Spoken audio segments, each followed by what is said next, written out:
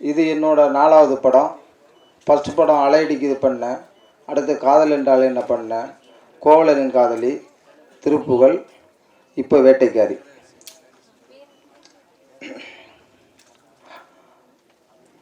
மதிப்பிற்குரிய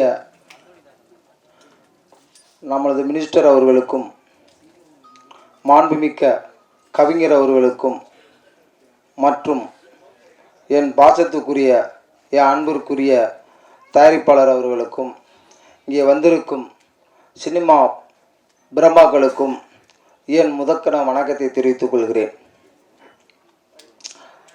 சுருக்கமாக நான் அந்த படத்தை பற்றி சொல்லிட்டு பெரியவங்கள்ட்ட பேச அழைப்போம். அதாவது, பாருக்குள்ளே நல்ல நாடு நம் நாடு என்றான் பாரதி. பசி பஞ்சம் பட்டினி பாருங்கள் இதுதான் இந்தியா என புதுக்கவிதை படிக்கிறது நமது குழந்தைகள். ஏலம் கிராம்பு வாங்க வந்த ஆங்கிலேயனை ஏன் என கேட்க வாயிருந்தும் ஊமையர்களாய் வெள்ளையனுக்கு குடைபிடித்தோம். இதுதான் வரலாறு. இந்த வரலாறு மறைந்து விட்டதா? இல்லை. இன்றளவும் இந்தியாவில் கொத்தடிமை என்பது இருந்து கொண்டுதான் இருக்கிறது. ஆனால் எல்லோரும் சொல்லுகிறார்கள் கொத்தடிமை முறையை ஒழிச்சாச்சு என்று. எல்லா தொழிலும் இருக்கு கொத்தடிமை. செங்கச்சூளையிலிருந்து இன்னும் நிறையா தொழிலில் கொத்தடிமை முறை இருக்கு. நான் பார்த்தது மலை மேலே இருக்கிற ஏலக்காய் தோட்டம்.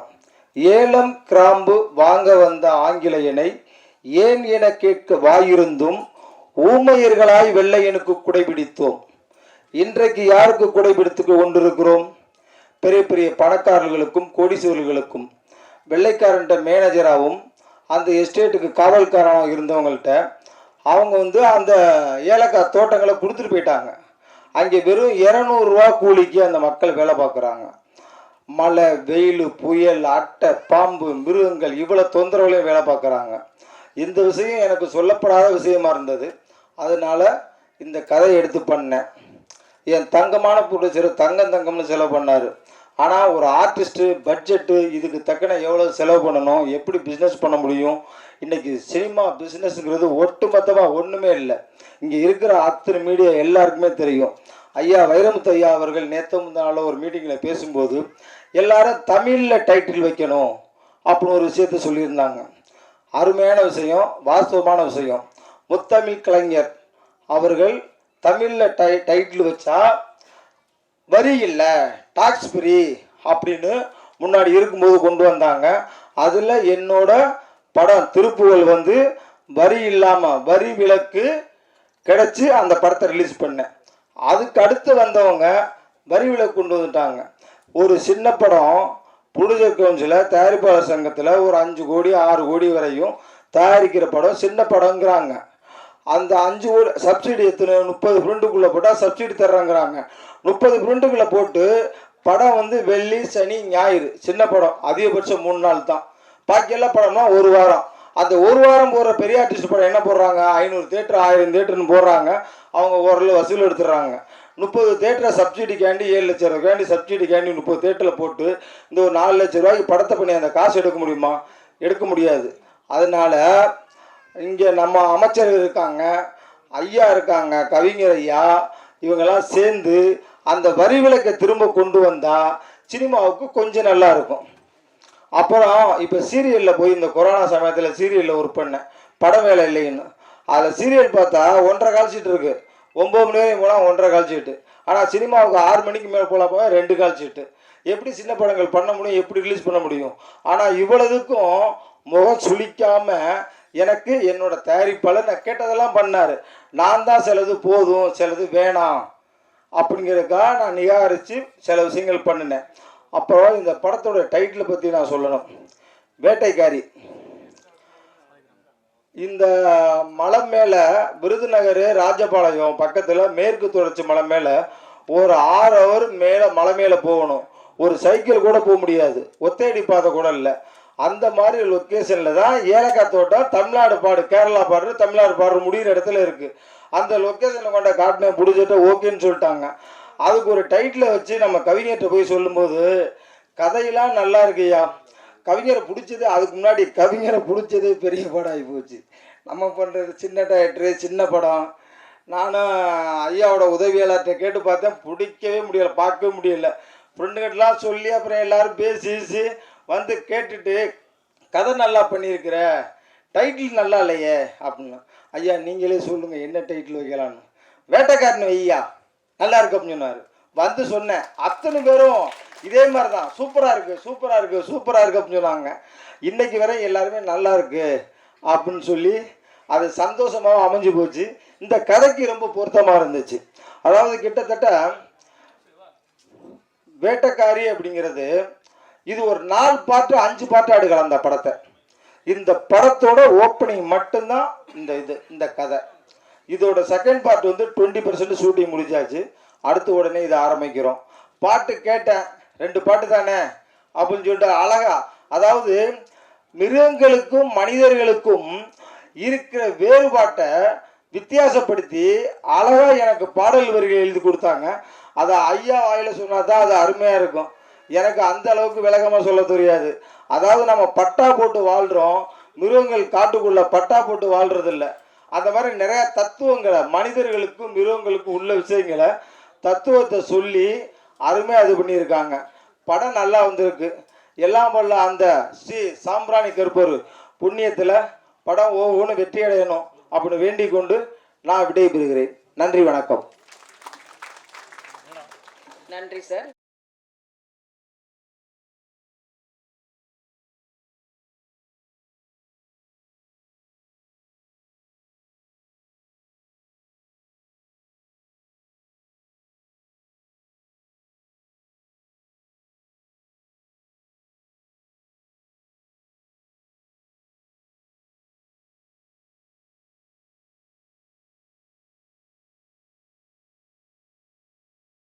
தமிழுக்கு அறிமுகம் 100க்கும் மேல் நடித்து வெற்றி வாகை சூட வாழ்த்துக்களோடு படத்தின் கதை நாயகன் ராகுல் அவர்களை பேச அழைக்கிறோம்.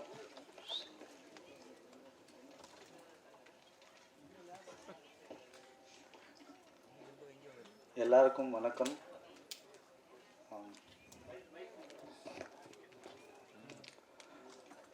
இதோட என்னோட ஃபஸ்ட்டு படம்.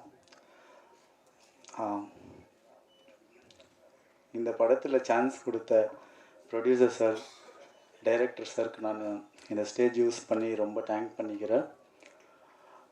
ஆக்சுவலாக இது என்னோடய ஃபஸ்ட் ஸ்டேஜ். ரொம்ப நர்வஸாக இருக்குது, ரொம்ப ஹாப்பியாக இருக்கேன், சந்தோஷமாக இருக்குது. ப்ளீஸ் எல்லோரும் படத்தை போய் தியேட்டரில் பார்த்து ப்ளீஸ் சப்போர்ட் பண்ணுங்கள். தேங்க்யூ எல்லாருக்கும்.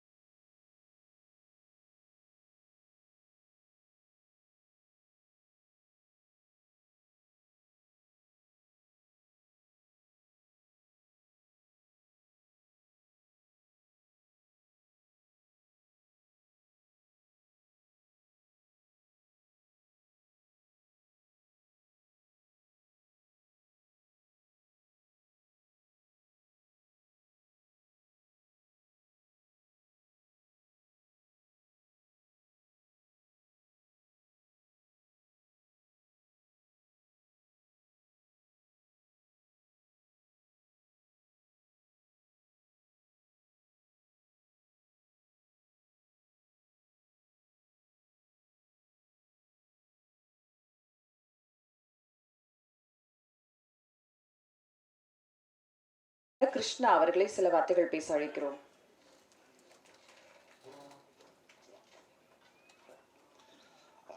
இங்கே கூடியிருக்கும் அனைவருக்கும் வணக்கம். 2010 ஒரு படம் ஹீரோவாக பண்ணேன், ஏன் இந்த மயக்கம். அப்புறம் 10 இயர்ஸ் பேக் அப்புறம் டைரக்டர் காளிமுத்து அவர்கள் எனக்கு ஒரு வில்லன் கதாபாத்திரத்தை இந்த படத்தில் கொடுத்துருக்காரு. மிக்க நன்றி. ப்ரொடியூசர் சாருக்கும் ரொம்ப நன்றி. இந்த படத்தை பற்றி லொக்கேஷன் எல்லாமே அவர் சொல்லிட்டாரு. எல்லாருமே இந்த படத்தில் ரொம்பவே ஹார்ட் ஒர்க் பண்ணியிருக்கோம். ப்ரொடியூசர் வந்து இந்த படத்தில் வந்து என்ன அவர்கிட்ட ஒரு கெட்ட பழக்கம் இருக்குது. சாப்பிட்லன்னு சொன்னார்னா போதும், எவ்வளோ வேணால் சாப்பிடுன்னு சொல்லுவார். ஸோ அதுக்கு எக்கச்சக்கமாக செலவு பண்ணுவார். மலை மேலே பார்த்தீங்கன்னா உங்களுக்கு வந்து எதுவுமே கிடைக்காது. ஸோ நான்வெஜ்லேருந்து எல்லாமே கீழேருந்து கொண்டு அரேஞ்ச் பண்ணி இந்த மாதிரி ஒரு ப்ரொடக்ஷன் நான் பார்த்ததில்ல லைஃப்பில். ஸோ டெஃபினட்டாக ரொம்ப சூப்பராக அரேஞ்ச் பண்ணார். கண்டிப்பாக அவருக்காக இந்த படம் ஓடணும், கடவுள்கிட்ட வேண்டிக்கிறேன். டெஃபினட்டாக இந்த படம் வந்து எல்லா சேனல் மெம்பர்ஸும் கொஞ்சம் சப்போர்ட் பண்ணுங்கள். தென் டிஸ்ட்ரிபியூட்டர்ஸ் தயவுசெய்து பாருங்கள் படத்தை. புது ஹீரோ புது ஹீரோயின் பார்க்காதீங்க. ஹீரோயின் வேறு லெவல். அவங்க வந்து மலையில் வந்து கேரவன்லாம் எதுவுமே கேட்கல, சின்ன ஒரு ரூமு அதுலேயே அட்ஜஸ்ட் பண்ணிட்டு படம் பண்ணாங்க. ரொம்ப டெடிக்கேஷன், நல்லாவே பண்ணாங்க. நான் வந்து ஒரு ஹீரோ லெவலில் அவங்கள பார்த்தேன். ரொம்ப ஃபைட்லேருந்து எல்லாமே. So excellent. இந்த படம் என்னோடய மெயின் ரீசன் என்ன, டைரக்டர் ரொம்ப மிகப்பெரிய ஒரு நன்றி சொல்லிக்கிறேன். Thank you so much. முக்கிய கதாபாத்திரத்தில் மிக எளிமையாக யதார்த்தமாக நடித்த வேலுச்சாமி அவர்களை பேச அழைக்கிறோம்.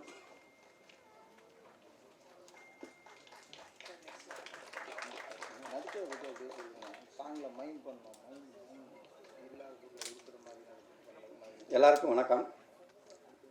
இது என்னுடைய 3வது படம்.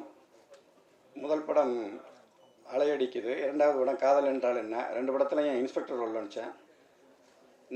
இந்த படத்தில் வந்து ஹீரோவுக்கு சித்தப்பாவா நடிச்சிருக்கேன்.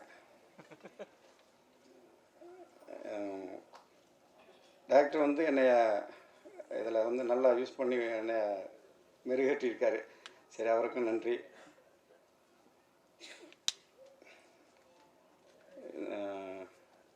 வேறு ஒன்றும் சொல்ல முடியல. இந்த படத்தை எல்லோரும் தியேட்டரில் போய் பாருங்கள். அந்த படம் நல்லா வந்திருக்கு. எல்லோரும் சப்போர்ட் பண்ணுங்கள். பத்திரிக்கைக்காரங்க எல்லாருமே எனக்கு சப்போர்ட் பண்ணுங்கள். படத்தை எல்லோரும் தியேட்டரில் பாருங்கள். இந்த படத்தை வெற்றி அடைவீங்க. நன்றி. நன்றி சார். அடுத்து நாம் பேச அழைக்கிறோம். அரவில்குறிச்சியில் ஜமீன் குடும்பத்தில் பிறந்தவர். வெயிலும் மழையும் பாராமல் இல்லா மக்கள் எல்லார் விரும்பும் காக்கி கடவுளாக இவர் பணிபுரியும் இடங்களில் எல்லாம் பாசம் வளர்த்தவர். நேர்மையும் நெஞ்சுரமும் கொண்ட assistant commissioner of police Chidambaram Murugesan அவர்களை பேச அழைக்கிறோம். அவருக்கு திரு வேலுச்சாமி அவர்கள் சால்வை அணிவித்து மரியாதை செய்வார்.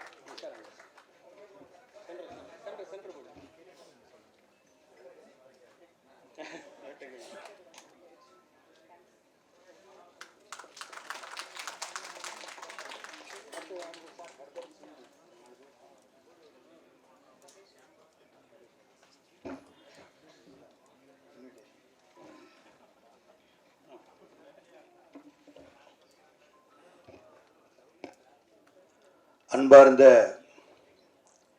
இங்கே குழுமி இருக்கக்கூடிய பெரியோர்களே, தாய்மார்களே மற்றும் பத்திரிகை துறை நண்பர்களே, உங்கள் அனைவருக்கும் என் முதற்கண் கலப்படம் இல்லாத வணக்கத்தினை தெரிவித்துக் கொள்கிறேன்.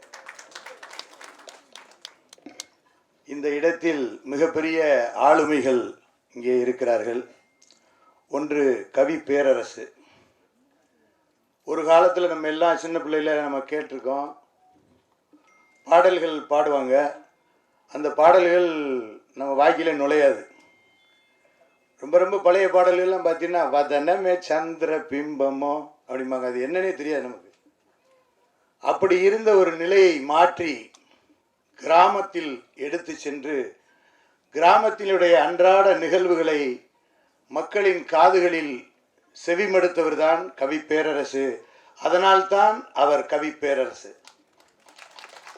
ஏனென்று சொன்னால் ராஜராஜ சோழனை நாம் பேரரசர் என்று சொல்லுவோம், மற்றவர்கள் எல்லோரும் அரசர்கள் தான். ஏன் ராஜராஜ சோழனை பேரரசர் என்று அழைக்கிறோம் என்று சொன்னால், அவர் கடாரம் கொண்டான் வரைக்கும் அவருடைய ஆளுமையை செலுத்திய காரணத்தினால்தான் அவரை பேரரசர் என்று அழைத்தார்கள். அதே போல கவித்துவத்தில் எங்கள் ஊருக்கு அருகாமையில் இருக்கக்கூடிய சிறுகூடல்பட்டியிலே பிறந்த கவிஞர் கண்ணதாசன் அவர்களுடைய ஊரிலிருந்து நான் பிறந்த ஊர் கிட்டத்தட்ட ஒரு 7 கிலோமீட்டர் இருக்கும். அவர் பாடல்களும் உலகம் முழுமைக்கும் பேசப்பட்ட பாடல்கள். அதையும் தாண்டி உலகத்தில் இருப்பவர்கள் மொழி தெரியாதவர்களையும் முணுமுணுக்க வைத்த பாடல்களை கொடுத்தவர் கவிப்பேரரசர் அவர்கள். அடுத்ததாக இங்கே வந்திருக்கக்கூடிய அமைச்சர் அவர்களை நான் சொல்லியே ஆக வேண்டும். எனது சித்தப்பா அவர்கள் எங்கள் தொகுதியிலே ஒரு முறைக்கு மேல் வென்றவர்கள் யாரும் கிடையாது. சே மாதவன் கேள்விப்பட்டிருப்பீர்கள். அவர் 2வது முறையாக வெற்றி பெற்றார்.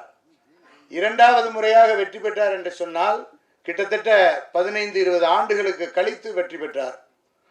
தொடர்ந்து 5வது முறையாக சட்டமன்ற உறுப்பினராக எங்கள் தொகுதியிலே அவர் வெற்றி பெற்றுக் கொண்டிருக்கிறார் என்று சொன்னால் அவர் சார்ந்த இயக்கம் கடந்து, மொழி கடந்து, மதம் கடந்து, இனம் கடந்து அனைவரையும் நேசிக்கக்கூடியவராக இருக்கிற காரணத்தினால் இன்றளவிலும் அனைவரையும் கவர்ந்து 5வது முறையாக சட்டமன்ற உறுப்பினராக பொறுப்பேற்றிருக்கிறார். உண்மையிலேயே என்னை பொறுத்தவரையிலே என் மகன் இங்கே டாக்டரு, அவர் வந்திருக்காரு. நான் சொன்னேன், டேய் ஐயா வர்றாரு அப்படின்னு. உடனே நான் கீழே ஜீப்பில் இறங்கி நின்றுக்கிட்டு மைக்கில் பேசினேன். அதிகபட்சம் இருந்தால் 5 நிமிஷம் இருக்கும். கடகடன்னு கிளம்பிட்டு, அப்பா நான் ரெடி வந்துட்டேன் அப்படின்னா. ஏன்னா எங்களுடைய குடும்பத்தில் இருப்பவர்கள் அனைவரும் சித்தப்பா என்று சொன்னால் ஏதோ ஒரு பேச்சிற்காக சித்தப்பா இல்லை. உண்மையிலே என் தகப்பனோடு பிறந்த சித்தப்பாவை கூட அந்த அளவுக்கு நினைத்ததில்லை. அந்த அளவிற்கு எங்களுடைய மனங்களை கவர்ந்தவர் இந்த வேட்டைக்காரியை துவக்கி வைப்பதற்கு வந்திருக்கிறார் என்று சொன்னால் நீங்கள் இந்த தயாரிப்பாளர் கவலைப்பட வேண்டாம். வெற்றிக்கு சொந்தக்காரர் அவர். நிச்சயமாக உங்க படம் வெற்றி அடையும் என்பதிலே இருவேறு கருத்து இருக்க முடியாது. கவிஞருடைய கவித்துவத்தை நாம் பார்த்தோம். இந்த படத்தினுடைய அடி விஷயத்தை நாம் பார்த்தோம். இங்கே நகரங்களில் எல்லாம் சமநிலை இருக்கிறது, ஆனால் மக்களிடத்திலே சமநிலை இல்லை. காடுகளில் சமநிலை இல்லை. ஆனால் மரங்கள், குருவிகள், பறவைகள் அனைத்தும் சமநிலையோடு வாழுகிறது என்பதை முதல் பாடலிலே அவர்கள் வெளிப்படுத்தினார்கள். அதை பார்த்தோம். அதை பார்த்த பொழுது மக்கள் எல்லாம் இப்பொழுது நாம் நேசிக்க தவறிவிட்டோம். இப்பொழுது கூட சொன்னார், செங்கல் சூளையிலே அடிமைத்தனம் இருக்கிறது என்று சொன்னார். அதற்கு காரணம் என்ன? ஒருவருக்கொருவர் மனித நேசத்தை நாம் மறந்து விட்டோம். பணத்தின் மீது நாம் நாட்டம் கொண்ட காரணத்தினாலே மனித நேசத்தை நாம் மறந்து விட்டோம். நான் எனது சித்தப்பாவை பற்றி சொல்லுகிற பொழுது அவருடைய நேசத்திற்குத்தான் நாங்கள் எல்லாம் அடிமை என்பதை சொன்னேன். நாம் இங்கே சென்னையிலே நாம் பார்த்தோம், தரையிலே நடப்பவர்கள் எல்லாம் தண்ணீரிலே தத்தளித்துக் கொண்டிருந்தோம். அதற்கு காரணம் என்ன? பக்கத்து வீட்டிலே அருகாமையிலே வசித்துக் கொண்டிருந்தவர்கள் அந்த தண்ணியில தத்தளிச்சதுக்கு அப்புறம் மேல இருந்து பார்த்து, ஹலோ உங்களை எங்கேயோ பார்த்த மாதிரி இருக்குடே, 10 வருஷமா உன்னோட அந்த பக்கத்து வீட்டில் குடியிருக்கேன் அப்படின்ற நிலை இருந்தது நாம் பார்த்தோம். அதற்கு காரணம் என்ன? மனித நேயம் கொஞ்சம் கொஞ்சமாக குறைந்து விட்டது. நாம் வீடுகளிலே இருக்கக்கூடிய நல்ல நிகழ்ச்சிகள், சுப நிகழ்ச்சிகள் எல்லாம் பார்ப்போம்.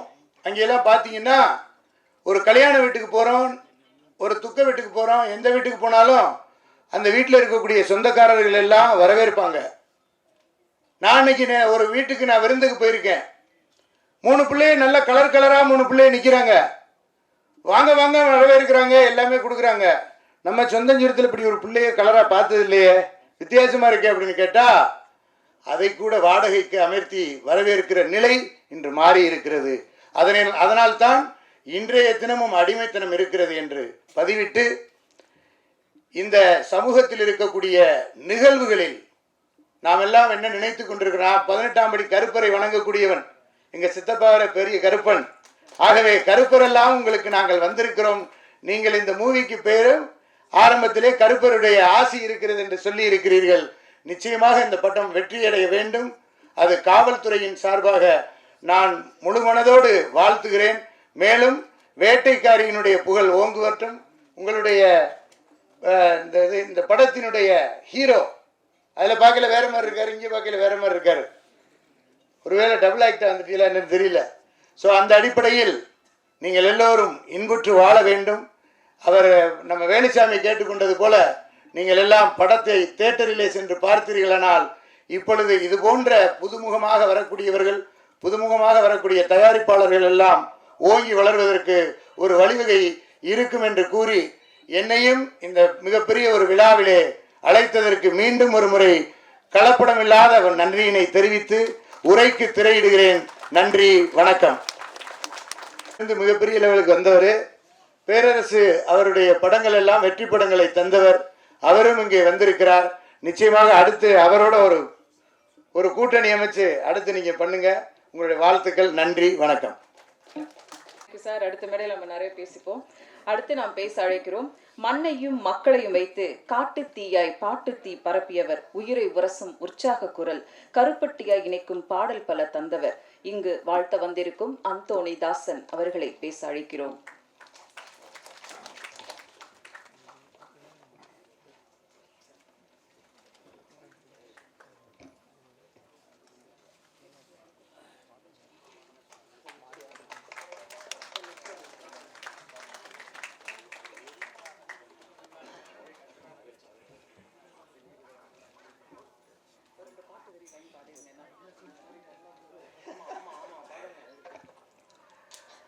மேடையில் இருக்க பெரியவங்க எல்லாரையும் வணங்கிக்கிறேன். அரங்கத்துக்குள்ள வாழ்த்து வருகை தந்திருக்கின்ற சினிமா நலம் விரும்புகள் அனைவருக்கும், எங்களை வளர்த்து விட வருகை தந்திருக்கின்ற பத்திரிகை ஊடகத்துறையைச் சேர்ந்த அத்துணை சொந்தங்களுக்கும், தயாரிப்பு நிறுவனம் கர்பர் பிலிம்ஸ் குடும்பத்தார்களுக்கும், இயக்குனர் காளிமுத்து அண்ணன் அவர்களுக்கும் நன்றி கலந்த வணக்கம் தெரிவிச்சுக்கிறேன். ராம்ஜி சாருக்கு நான் ஸ்பெஷல் தேங்க்ஸ் சொல்லணும். ஏன்னா இந்த வேட்டைக்காரி மேடை வந்து எனக்கு ஒரு அற்புதமான மேடை. நான் நன்றி சொல்லக்கூடிய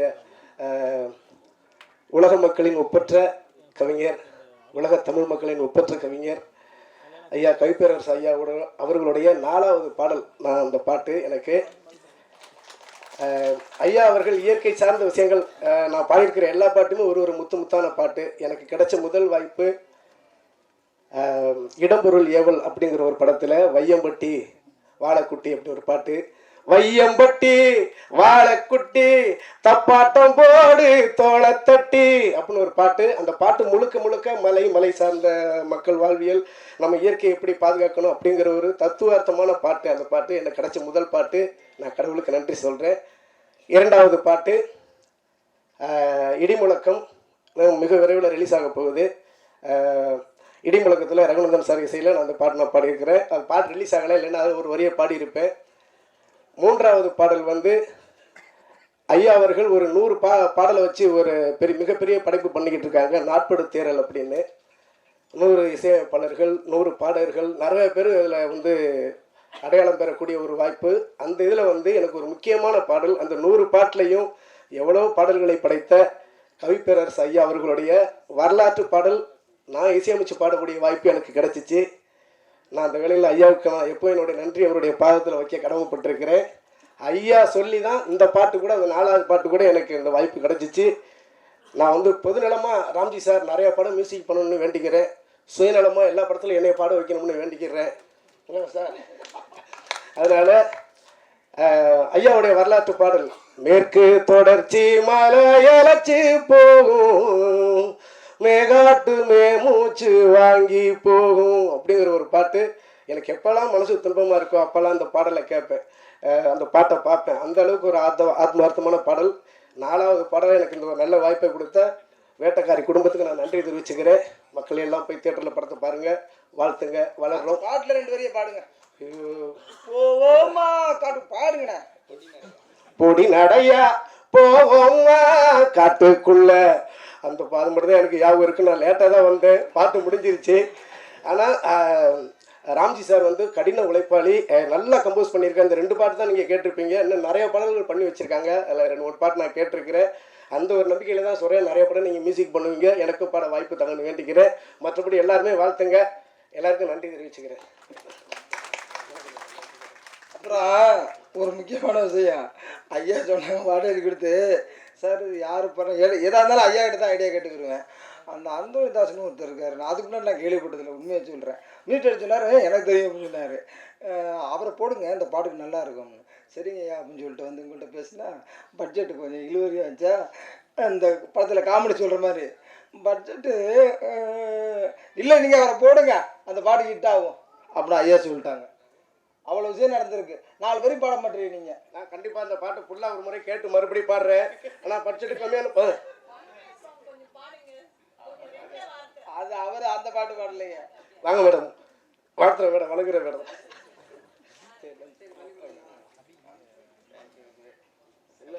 அடுத்து நாம் பேச அழைக்கிறோம். உற்சாகமான தன் ஊர் மக்கள் ஊக்கமளிக்குமான விஷயங்கள், தான் கற்ற தான் பெற்ற சினிமாவின் சின்ன சின்ன அசைவுகளை தான் சார்ந்த மண்ணுக்கும் மக்களுக்கும் இங்கு வருகை தந்து வாழ்த்து வந்திருக்கும் இயக்குனர் திரு பேரரசு அவர்களை பேச அழைக்கிறோம்.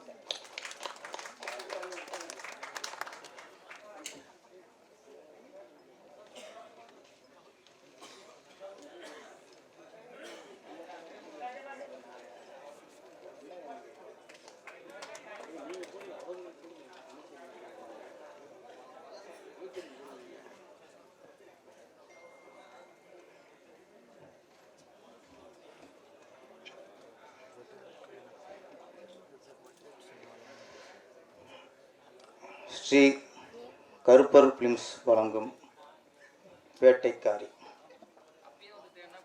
இங்கே கருப்பர் துணையோடு படத்தை ஆரம்பிக்கணும்னு சொன்னாங்க. எனக்கு தெரிஞ்சு இங்கே இருக்கிற 2 கருப்பர், ஒரு கருப்பர் கவி பேரரசு வைரமுத்து, இன்னொரு கருப்பர் மாண்புமிகு அமைச்சர் அவர்கள். 2 கருப்புடன் இந்த ஆடியோ லிஸ்ட் தொடங்க நினைக்கிறேன். மாண்புமிகு அமைச்சர் அவர்கள் எங்கள் தொகுதியை சேர்ந்தவர்,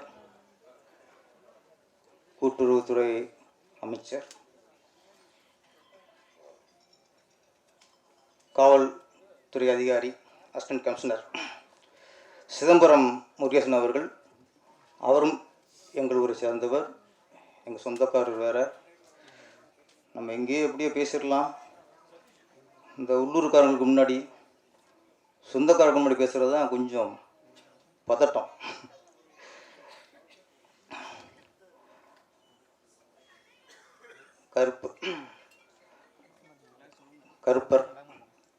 கருப்பர் துணை,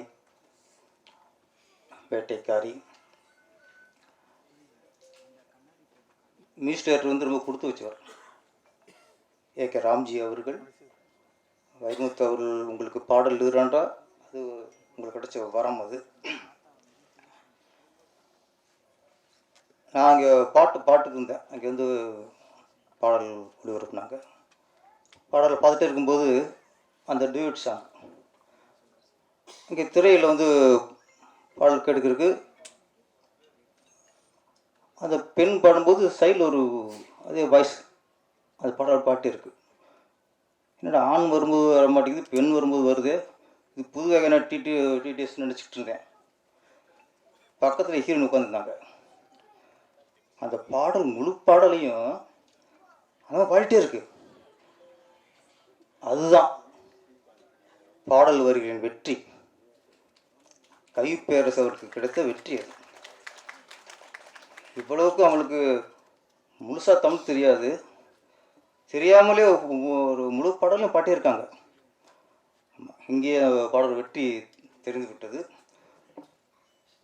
இப்போ 2 நாளைக்கு முன்னாடி ஒரு இசை வெளியீட்டு விழா, பனை என்ற திரைப்படத்தின் இசை வெளியீட்டு விழா.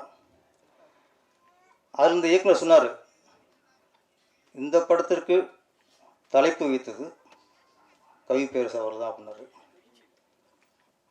இப்போ இந்த வேட்டைக்காரி படத்தின் இயக்குனர் காளிமுத்து சொல்லும் போதும் இந்த படத்துக்கும் டைட்டில் வச்சது கவி பேரரசு அவர்லாம் அப்படி சொன்னார்.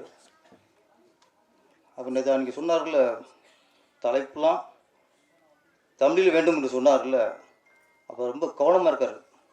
தான் பாடல் எழுதும் படத்திற்கு தமிழ் தலைப்பு தமிழ் இருக்குன்ட்டு அவரே இல்லை தலையிட்டார். இப்போ கவிப்பிரத்து தலைன்னா இன்னும் மோசமாக போக முடியுது தலைப்போட விஷயம். அப்போ நான் இன்னொரு விஷயத்த ஒரு உண்மையை சொல்லி ஆகணும். என்னோட முதல் படம் திருப்பாச்சி. அந்த திருப்பாச்சி என்ற டைட்டில் தந்தவரும் கவிப்பேரசு அவர் தான். திருப்பாச்சி கதையை விஜய் சாரிடம் சொல்லி அப்போ அதுக்கு வேறு டைட்டில் வச்சுருந்தேன். அந்த டைட்டில் விஜய் சாருக்கு ஓகே, ப்ரொடியூசர் சவுதி சாருக்கும் ஓகே, நல்லா இருந்துட்டாங்க. அப்போ அந்த டைட்டில் வச்சு டிசைன்லாம் பண்ணியாச்சு. அந்த டைட்டில் பதிவு பண்ண போகும்போது அந்த தலைப்பை இன்னொருத்தர் பதிவு பண்ணி வச்சுருக்கிறாரு. எவ்வளோ கேட்டு பார்த்தோம், அவர் கொடுக்கல. சரி ஓகேடா, ஹீரோவுக்கு பிடிச்சி போச்சு, ப்ரொடியூசருக்கு பிடிச்சி போச்சு, இப்போ திருப்பி டைட்டில் யோசிப்போம்ட்டு ஒரு 100-150 டைட்டில் யோசிச்சிருப்போம். ஒரு வாரமாக அவ்வளோ டைட்டில் யோசிச்சிட்டோம். ஒன்றும் எனக்கு திருப்தியாக வரல. திருப்தியாக வரலாமல் விரக்தி தான் வந்துச்சு நம்மளுக்கு. அப்போ டிஸ்கஷன் ரூமில் இந்த சீன்லாம் பேசிட்டு இடையில டிவி ஆன் பண்ணி ரிலாக்ஸேஷன் சாங்லாம் கேட்போம். டிவியில் ஆன் பண்ணும்போது ஒரு பாடல், திருப்பாச்சி அருவால தூக்கிக்கிட்டு வாடா வாடா சிங்கபத்த பிள்ளை என்று பேரெடுக்க வாடா வாடான்னு பாடல் பிடிச்சிட்டேன். திருப்பாச்சி அவன் கதையோட கதாநாயகன் அருவா செய்கிறவன். திருப்பாச்சி அருவாள் தூக்கிட்டு வாடா வாடனார்ல, அந்த தடவை நான் தூக்கிட்டேன். இதை விட ஒரு டைட்டில் இந்த படத்துக்கு கிடைக்காது. ஏன்னா அருவாளுக்கு ஃபேமஸ்ஸு தமிழ்நாட்டிலே திருப்பாச்சி தான். நம்ம ஹீரோ அருவாவை செய்கிறவன். கரெக்டாக பிடிச்சி மறுநாளே போய் விஜய் சார் சொன்னேன். சூப்பர்ன்ட்டார். அதை விட இது நல்லா இருந்துட்டார். சவுதி சாருக்கும் பிடிச்சி போச்சு. அப்படி திருப்பாச்சி டைட்டிலையும் இந்த அருவாளையும் கொடுத்தவர் எங்கள் கவிப்பேரசு அவர்கள் தான். அப்போ பனை வேட்டைக்காரருக்கு முன்னாடிலாம் அவர் நிறைய டைட்டில் கொடுத்துட்டு தான் இருக்காரு. ஒவ்வொன்றா நீங்கள் வரும்னு நினைக்கிறேன்.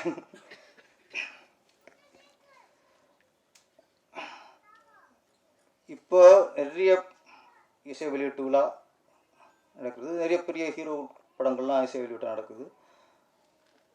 இப்போ பெரிய ஹீரோக்கள் பெரிய படங்கள் வரும்போது அந்த இசை வெளியீட்டுக்கு அப்புறம் அதில் சில பாடல்கள் வந்து பெரிய ஹிட் ஆயிடுது. படத்துக்கு அப்புறமும் பாடல் ஹிட் ஆகுது, நல்லா ஆடியன்ஸ் நல்லா சேர்ந்துருது. அப்போ ஒரு பாடலுக்கு ஹிட்டாக இருக்கு முக்கிய காரணம் இசை தான் முதல்ல ஒரு பாடலை வெற்றி அடை வைக்கிறது. இப்போ என்னென்னா இப்போ சமீபத்தில் ஒரு படம் வெளியாகும்போது அந்த பாடல் வெற்றி அடைகிறது. அந்த படம் ஓடி முடிவதற்குள் அந்த வெற்றி அடங்கி விடுகிறது. அப்போ அந்த ஒரு பாடலோட வெற்றியும் ஒரு நிரந்தரம் இல்லாமல் இருக்கு. இப்போ அப்போ இசை வந்து ஒரு பாடலை வெற்றியடை வச்சிருது. ஏன் அதுக்கு ஒரு லாங் லைஃப் இல்லை. அப்போ ஒன்று தான், ஒரு பாடல் வெற்றி அடைவதற்கு இசை காரணம். காலங்காலமாக ஒரு பாடல் நிற்க வேண்டுமென்றால், ரசிகர்கள் மனதில் நிற்க வேண்டுமென்றால் பாடல் வரிகள் முக்கியம். இசை வெற்றியடை வைக்கும், அதை காலங்காலம் வெற்றியடை வைக்கிறது பாடல் வரிகள் முக்கியம். அதற்கு பழைய பாடல்கள், கண்ணதாசன் பாடல்கள் எவ்வளவோ உதாரணங்கள் இருக்கிறது. பட்டுக்கோட்டை கல்யாணசுந்தரம் பாடல்கள் எவ்வளோ உதாரணம் இருக்கிறது. வாலி அவர்களுடைய பாடல்கள் எவ்வளோ உதாரணம் இருக்கிறது. இன்னொன்று குறிப்பிட்டாலும்,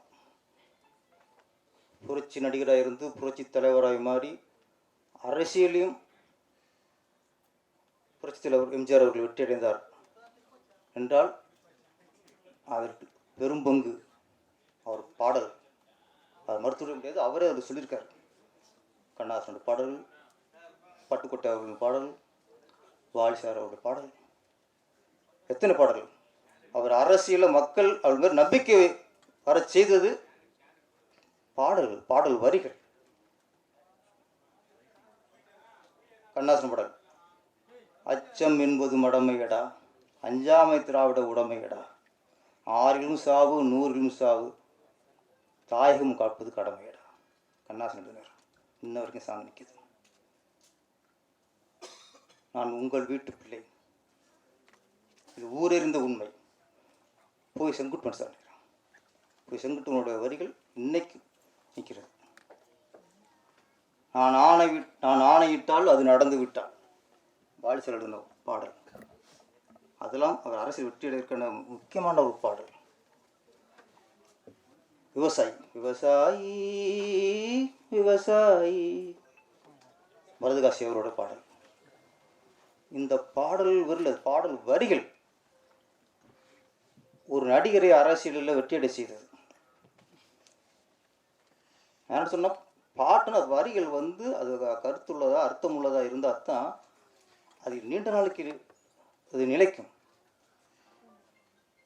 அதே மாதிரி கவிப்பேரசருடைய பாடல்கள், எத்தனை பாடல்கள் இன்றைக்கும் எனக்கு எப்பாவது சோறு வரும்போது, எனக்கு ஒரு கவலை வரும் பொழுது நான் கேட்கும் பாடல் படிக்காத படத்தில், ஊரை தெரிஞ்சுக்கிட்டேன் உலகம் புரிஞ்சுக்கிட்டேன் கண்மணி என் கண்மணி, நானும் தெரிஞ்சிருச்சு ஞானம் பிறந்துருச்சு கண்மணி என் கண்மணி, பச்சை குழந்தைன்னு அந்த சாங்கு கேட்டாலே நமக்கு என்ன ஒரு யார் துரோகம் பண்ணியிருந்தாலும் சரி, நெஞ்சில் குத்துனாலும் சரி, முதுகில் குத்துனாலும் சரி, இந்த பாடலை கேட்டும்போது அந்த பாடல் மாதிரி எனக்கு ஒரு ஆறுதல் எதுவுமே இல்லை. வரிகள் இசையும் சரி, பாடல் வரிகளும் சரி. அப்புறம் சில காட்சிகளெல்லாம் கதை காட்சி அதோட இசை பாடல் வரிகள் பின்னி பிணைஞ்சிருந்தா தான் அது காவியமாகும். காதல் ஓவியம் படம் அத்தனை பாடல்களும் காட்சியோடு கலந்திருக்கும், ரத்தின சதமாக கலந்திருக்கும். இன்னைக்கு காதல் ஓவியத்தில் அத்தனை பாடல்கள் உணர்வுபூர்வமான பாடல்கள். முதல் மரியாதை, நான் ஒரு ஸ்கூல் படிக்கிற நேரத்தில் அப்போ முதல் மரியாதை பாடல்கள் சேர் இந்த பாட்டை கேட்டுட்டு அதில் அவ்வளோ ஐக்கியமாயிட்டோம்.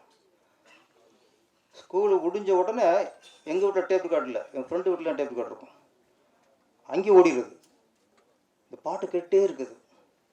லீவுக்கும் அங்கே போயிடுது, அந்த கேசட்டை திரும்ப திரும்ப கேட்டுக்கிருக்குது. என் ஃப்ரெண்டோட அம்மா திட்டுவாங்க, வேலை கழுதில் இதே கேட்டுக்கிருக்கியம்பாங்க. பாட்டு கேட்டே இருப்போம். அது மாதிரி காதல் ஓவியம் பாடல்களும் அப்படியே வாழ்ந்துருக்கோம். காரணம் அந்த இசையோடு அந்த அந்த வரிகள் வந்து நம்மளுக்கு உயிர் கொடுத்துச்சு. இன்றைக்கு நிறைய பாடல்கள் படம் ரிலீஸ் ஆகும்போது ஹிட் ஆகுது, அதுக்கப்புறம் போயிடுதுன்னா இசை மட்டும் பத்தாது, நல்ல வரிகள் பாடல் வரிகள் வேண்டும். அதை தந்து தமிழ் திரையுலகுக்கே மிகப்பெரிய பொக்கிஷமாக விளங்கியவர் தான் கவிப்பேரசு வைரமுத்து.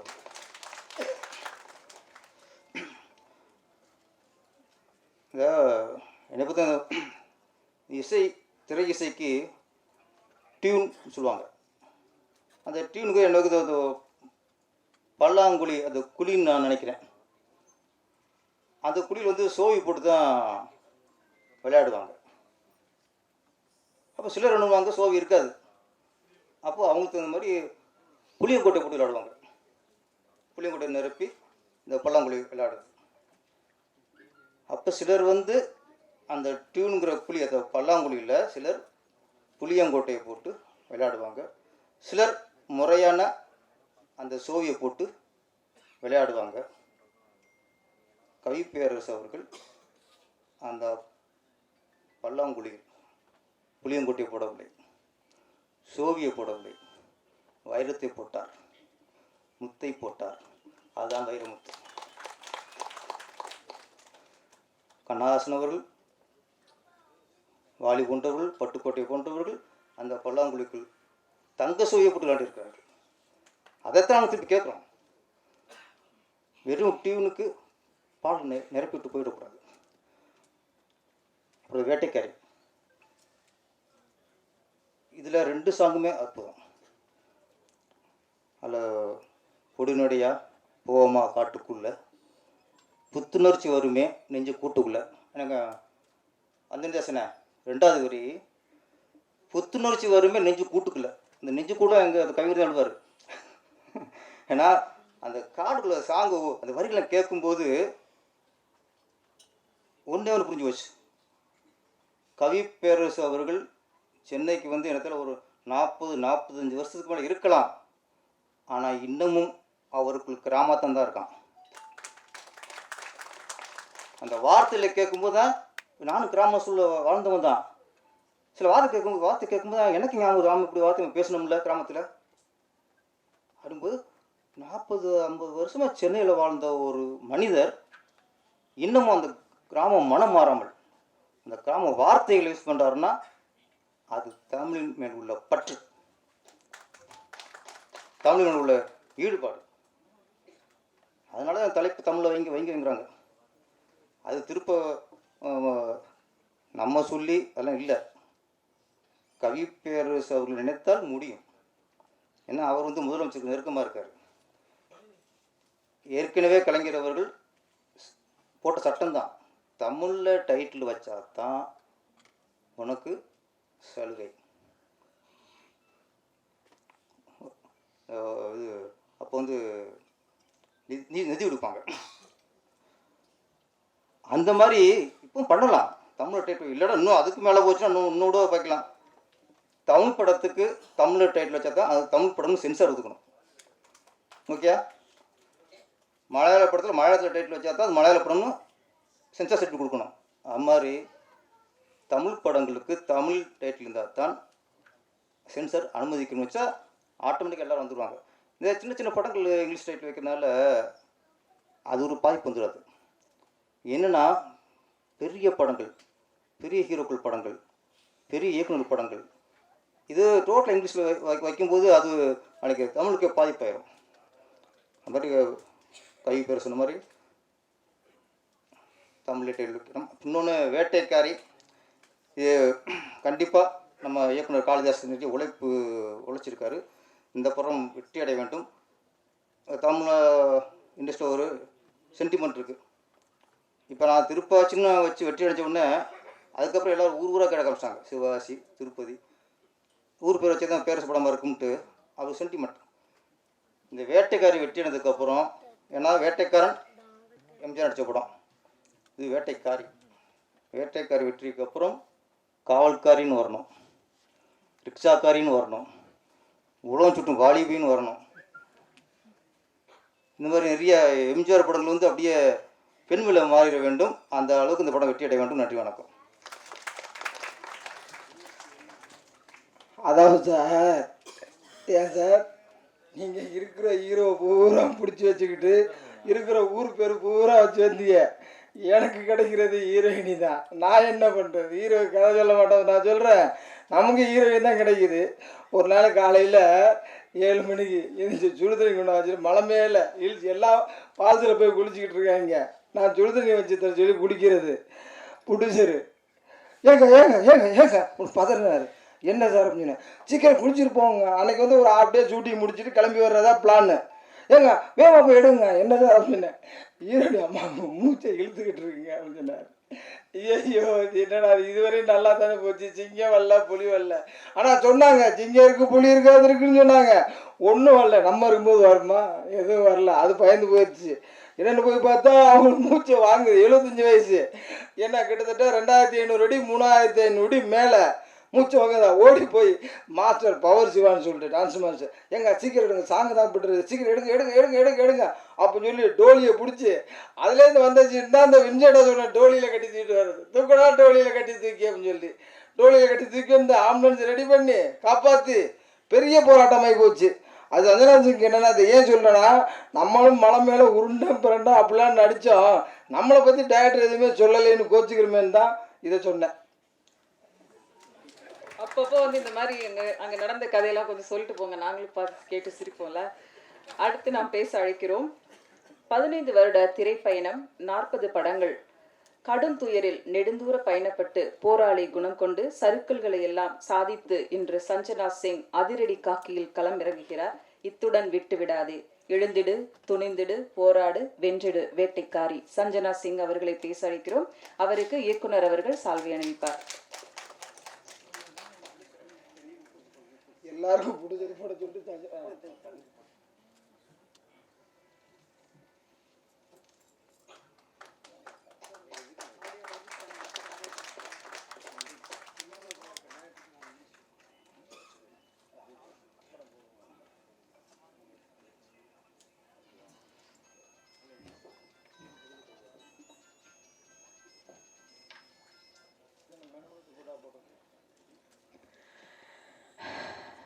எல்லாருக்கும் வணக்கம்.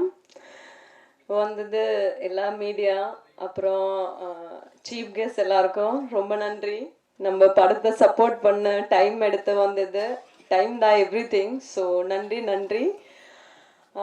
Special thanks for Vairamuthu sir. வேட்டக்காரி பேரை எனக்கு இந்த படத்தில் கொடுத்தலே ஒரு பெரிய விஷயம் தான். I feel bless. ரொம்ப நன்றி சார். ஸோ என்னென்னா இது எனக்கு ரொம்ப பிடிச்சிருக்கு. 15 இயர்ஸ் தமிழ் இண்டஸ்ட்ரியில் இருக்கேன். எனக்கு அவ்வளோ பர்ஃபெக்டாக தமிழ் பேச தெரியாது. இருந்தால் கூட நான் எப்போவுமே தமிழில் தான் பேசுவேன். எனக்கு தமிழ்நாடு எனக்கு என்னோட உயிர் மாதிரி தான். என்னோட முதல் படத்தை 2009 ரிலீஸ் ஆயிடுச்சு, ரெனிகுண்டா. இப்போ வரைக்கும் அந்த படத்தை எல்லாம் ஞாபகம் வச்சுருங்க. அதே மாதிரி இனிமேல் இருந்த சஞ்சனா சிங் இல்லாமல் எனக்கு வேட்டக்காரி பேரில் கூப்பிடணும். ஏன்னா நான் அப்படி ஒரு ஆசைப்படுத்துகிறேங்க. என்னென்னா இந்த படம் எனக்கு ரொம்ப ஸ்பெஷல். ஆக்ஷன் ஹீரோயின்னா முதலாக நான் இந்த படத்தில் தான் பண்ணியாச்சு. மோர் தென் 40 மூவிஸ் பண்ணியிருக்கேன். ஸோ இந்த மாதிரி ஒரு கதை, இந்த மாதிரி ஒரு ஆக்ஷன், இந்த மாதிரி ஒரு சாங், ரொமான்டிக், ஒரு பியூட்டிஃபுல்லான ஒரு வில்லேஜ், அந்த மாதிரி நான் பண்ண இல்லை. முதலாக பண்ணியாச்சு. ஸோ ரொம்ப ஹாப்பியாக இருக்கேன். இதில் கண்டிப்பாக நான் இதை சொல்லதான் ஆகணும். நீங்கள் கண்டிப்பாக தெரிஞ்சுதான் ஆகணும். இல்லாமல் படம் எடுத்துருவான். பட் நம்ம படத்தில் நம்ம டைரக்டர் காளிமுத்து சார் அப்புறம் நம்ம ப்ரொடியூசர் 2 பேருமே அவ்வளோ கஷ்டப்படுத்த இந்த படம் எடுத்தாச்சு. கஷ்டம்னா என்ன, அந்த ஃபாரஸ்ட்டுக்கு உள்ள வீடை தவிர எந்த ஃபெசிலிட்டியுமே இல்லை. எல்லாமும் கீழே இருந்த மேலே 3 hours வாக் பண்ணி எடுத்துகிட்டு வரணும். ஸோ சாப்பாடு, ஒரு சிலிண்டர், அது எல்லாமே கஷ்டப்படுத்து கீழே இருந்த மேலே வந்துருக்கும். ஸோ அப்படிப்பட்ட எனக்கு இந்த கதை கேட்ட உடனே டைரக்டர் சார், நான் கேரவன் எனக்கு எந்தமே வேண்டாம், நான் கண்டிப்பாக இந்த படம் பண்ணணும்னு சொல்லிட்டு ரொம்ப எக்ஸைட்டாக பண்ணியாச்சு. அப்புறம் இந்த படம் எனக்கு வாய்ப்பு வின்சன் அசோக் சார் தான் எனக்கு இந்த வாய்ப்பு, அவங்க மூலியமாக தான் இந்த வாய்ப்பு கிடைச்சிச்சு. ஸோ ரொம்ப நன்றி காளிமுத்து சார். அப்புறம் நம்ம ப்ரொடியூசர் பார்த்தோன்னா ரொம்ப கடவுள் பக்தி அண்ட் ரொம்ப நல்ல மனிதம். அவங்கள பற்றி பேசுனா நாளைக்கு வரைக்கும் பேசும், அந்த மாதிரி இருக்கும். அப்புறம் அவங்க ஒய்ஃப் இந்த படத்தில் நிறைய சப்போர்ட் பண்ணியாச்சு. பாதி படத்தில் மேக்கப் பண்ணியாச்சு, கண்டிப்பாக சொல்லிதான் ஆகணும். பாதி படத்தை நானே பண்ணியாச்சு மேக்கப், ஹேர். என்னன்னா அவ்வளோ கஷ்டப்படுத்த டைரக்டர் ப்ரொடியூசர் வர வச்சுறதே அங்கே பெரிய விஷயம். அதே மாதிரி இந்த படத்தில் என்டையர் டீமுக்கு கண்டிப்பாக அவார்ட் கொடுத்தணும். என்னன்னா எல்லாம் அவ்வளோ கஷ்டப்படுத்த இந்த படத்தில் பண்ணியாச்சு. நான் மட்டும் கஷ்டப்படுறது கிடையாது. டைரக்டர் சார் சொன்ன மாதிரி லாஸ்ட்டாக நான் இந்த படத்தை முடிச்சு கீழே வரதா அழுதுட்டே வந்துச்சு. என்னன்னா என்னோட வாழ்க்கையில் முதல்ல என்னோட அம்மா இந்த ஷூட்டிங் பார்க்க வந்துச்சு. அம்மாவுக்கு ஃபீவர் ஆன நாளைக்கு, அதவே கடவுளை பாருங்க எப்படி பண்ணிச்சு. நாளைக்கு பேக்கப்னா இன்னைக்கு ஃபீவர் ஆயிடுச்சு. நமக்கு தெரியாத எந்த ஃபீவர், மெடிசின் கொடுத்தா நெக்ஸ்ட் டே கூட நமக்கு ஒன்றுமே தெரியல. அம்மா வாக்கே பண்ண முடியாது. 4 people எடுத்து ரொம்ப கஷ்டப்படுத்து கீழே எடுத்து வந்து ஆம்புலன்ஸ் எடுத்துட்டு போகிறோம். அதுக்கப்புறம் தான் தெரிஞ்சிச்சு மலேரியா ஃபீவர் ஆயிடுச்சு என்னோட அம்மாவுக்கு. ஸோ நான் ரொம்ப கஷ்டப்படுத்துச்சு. அந்த பற்றி சொன்ன நான் ரொம்ப இமோஷ்னலான.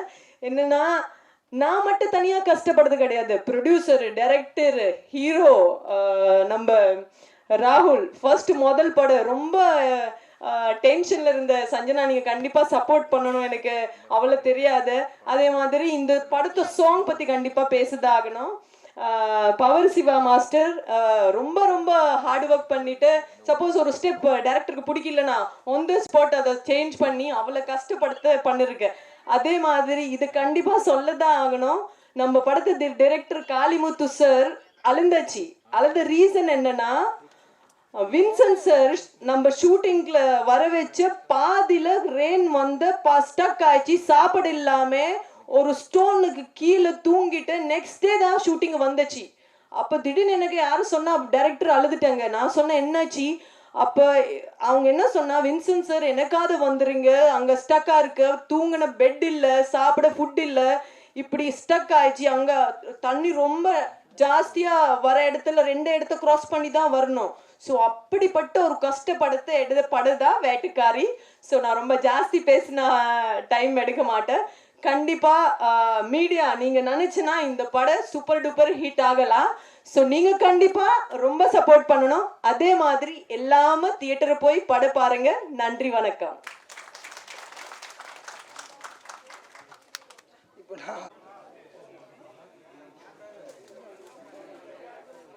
மேடம் வாங்க.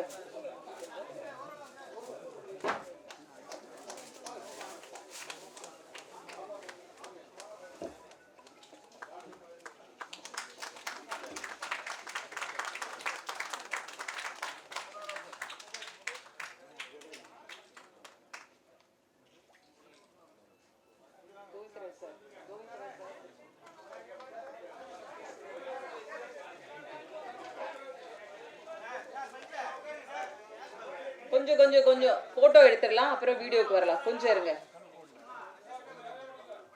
மக்கள் பயனுற பல ஆண்டுகள் சிவகங்கையின் செல்ல பிள்ளையாக கேட்டதும் கேட்காததும் வற்றாத சொல்லையும் செயலையும் செல்வத்தையும் பேரூராட்சியாக மாற்றி கொடுக்கும் பெருமனிதன் நீங்கள். வாழும் ஒவ்வொரு நாளும் நன்னாளே, எங்களின் பொன்னாளே. குடும்பத்தில் ஒருவராக, எளிய மனிதராக, எல்லோரிடமும் பழகும் நல்ல மனிதராக, பெரிய மீசைக்காரர், பெரிய மனசுக்காரர் என்று பேரின்பம் பெற்ற பெரிய கருப்பன் அவர்கள், மாண்புமிகு கூட்டுறவுத்துறை அமைச்சர் அவர்களை அன்புடன் பேச அழைக்கிறோம். இயக்குனர் அவர்கள் இப்போது மரியாதை செய்வார் அமைச்சர் அவர்களுக்கு.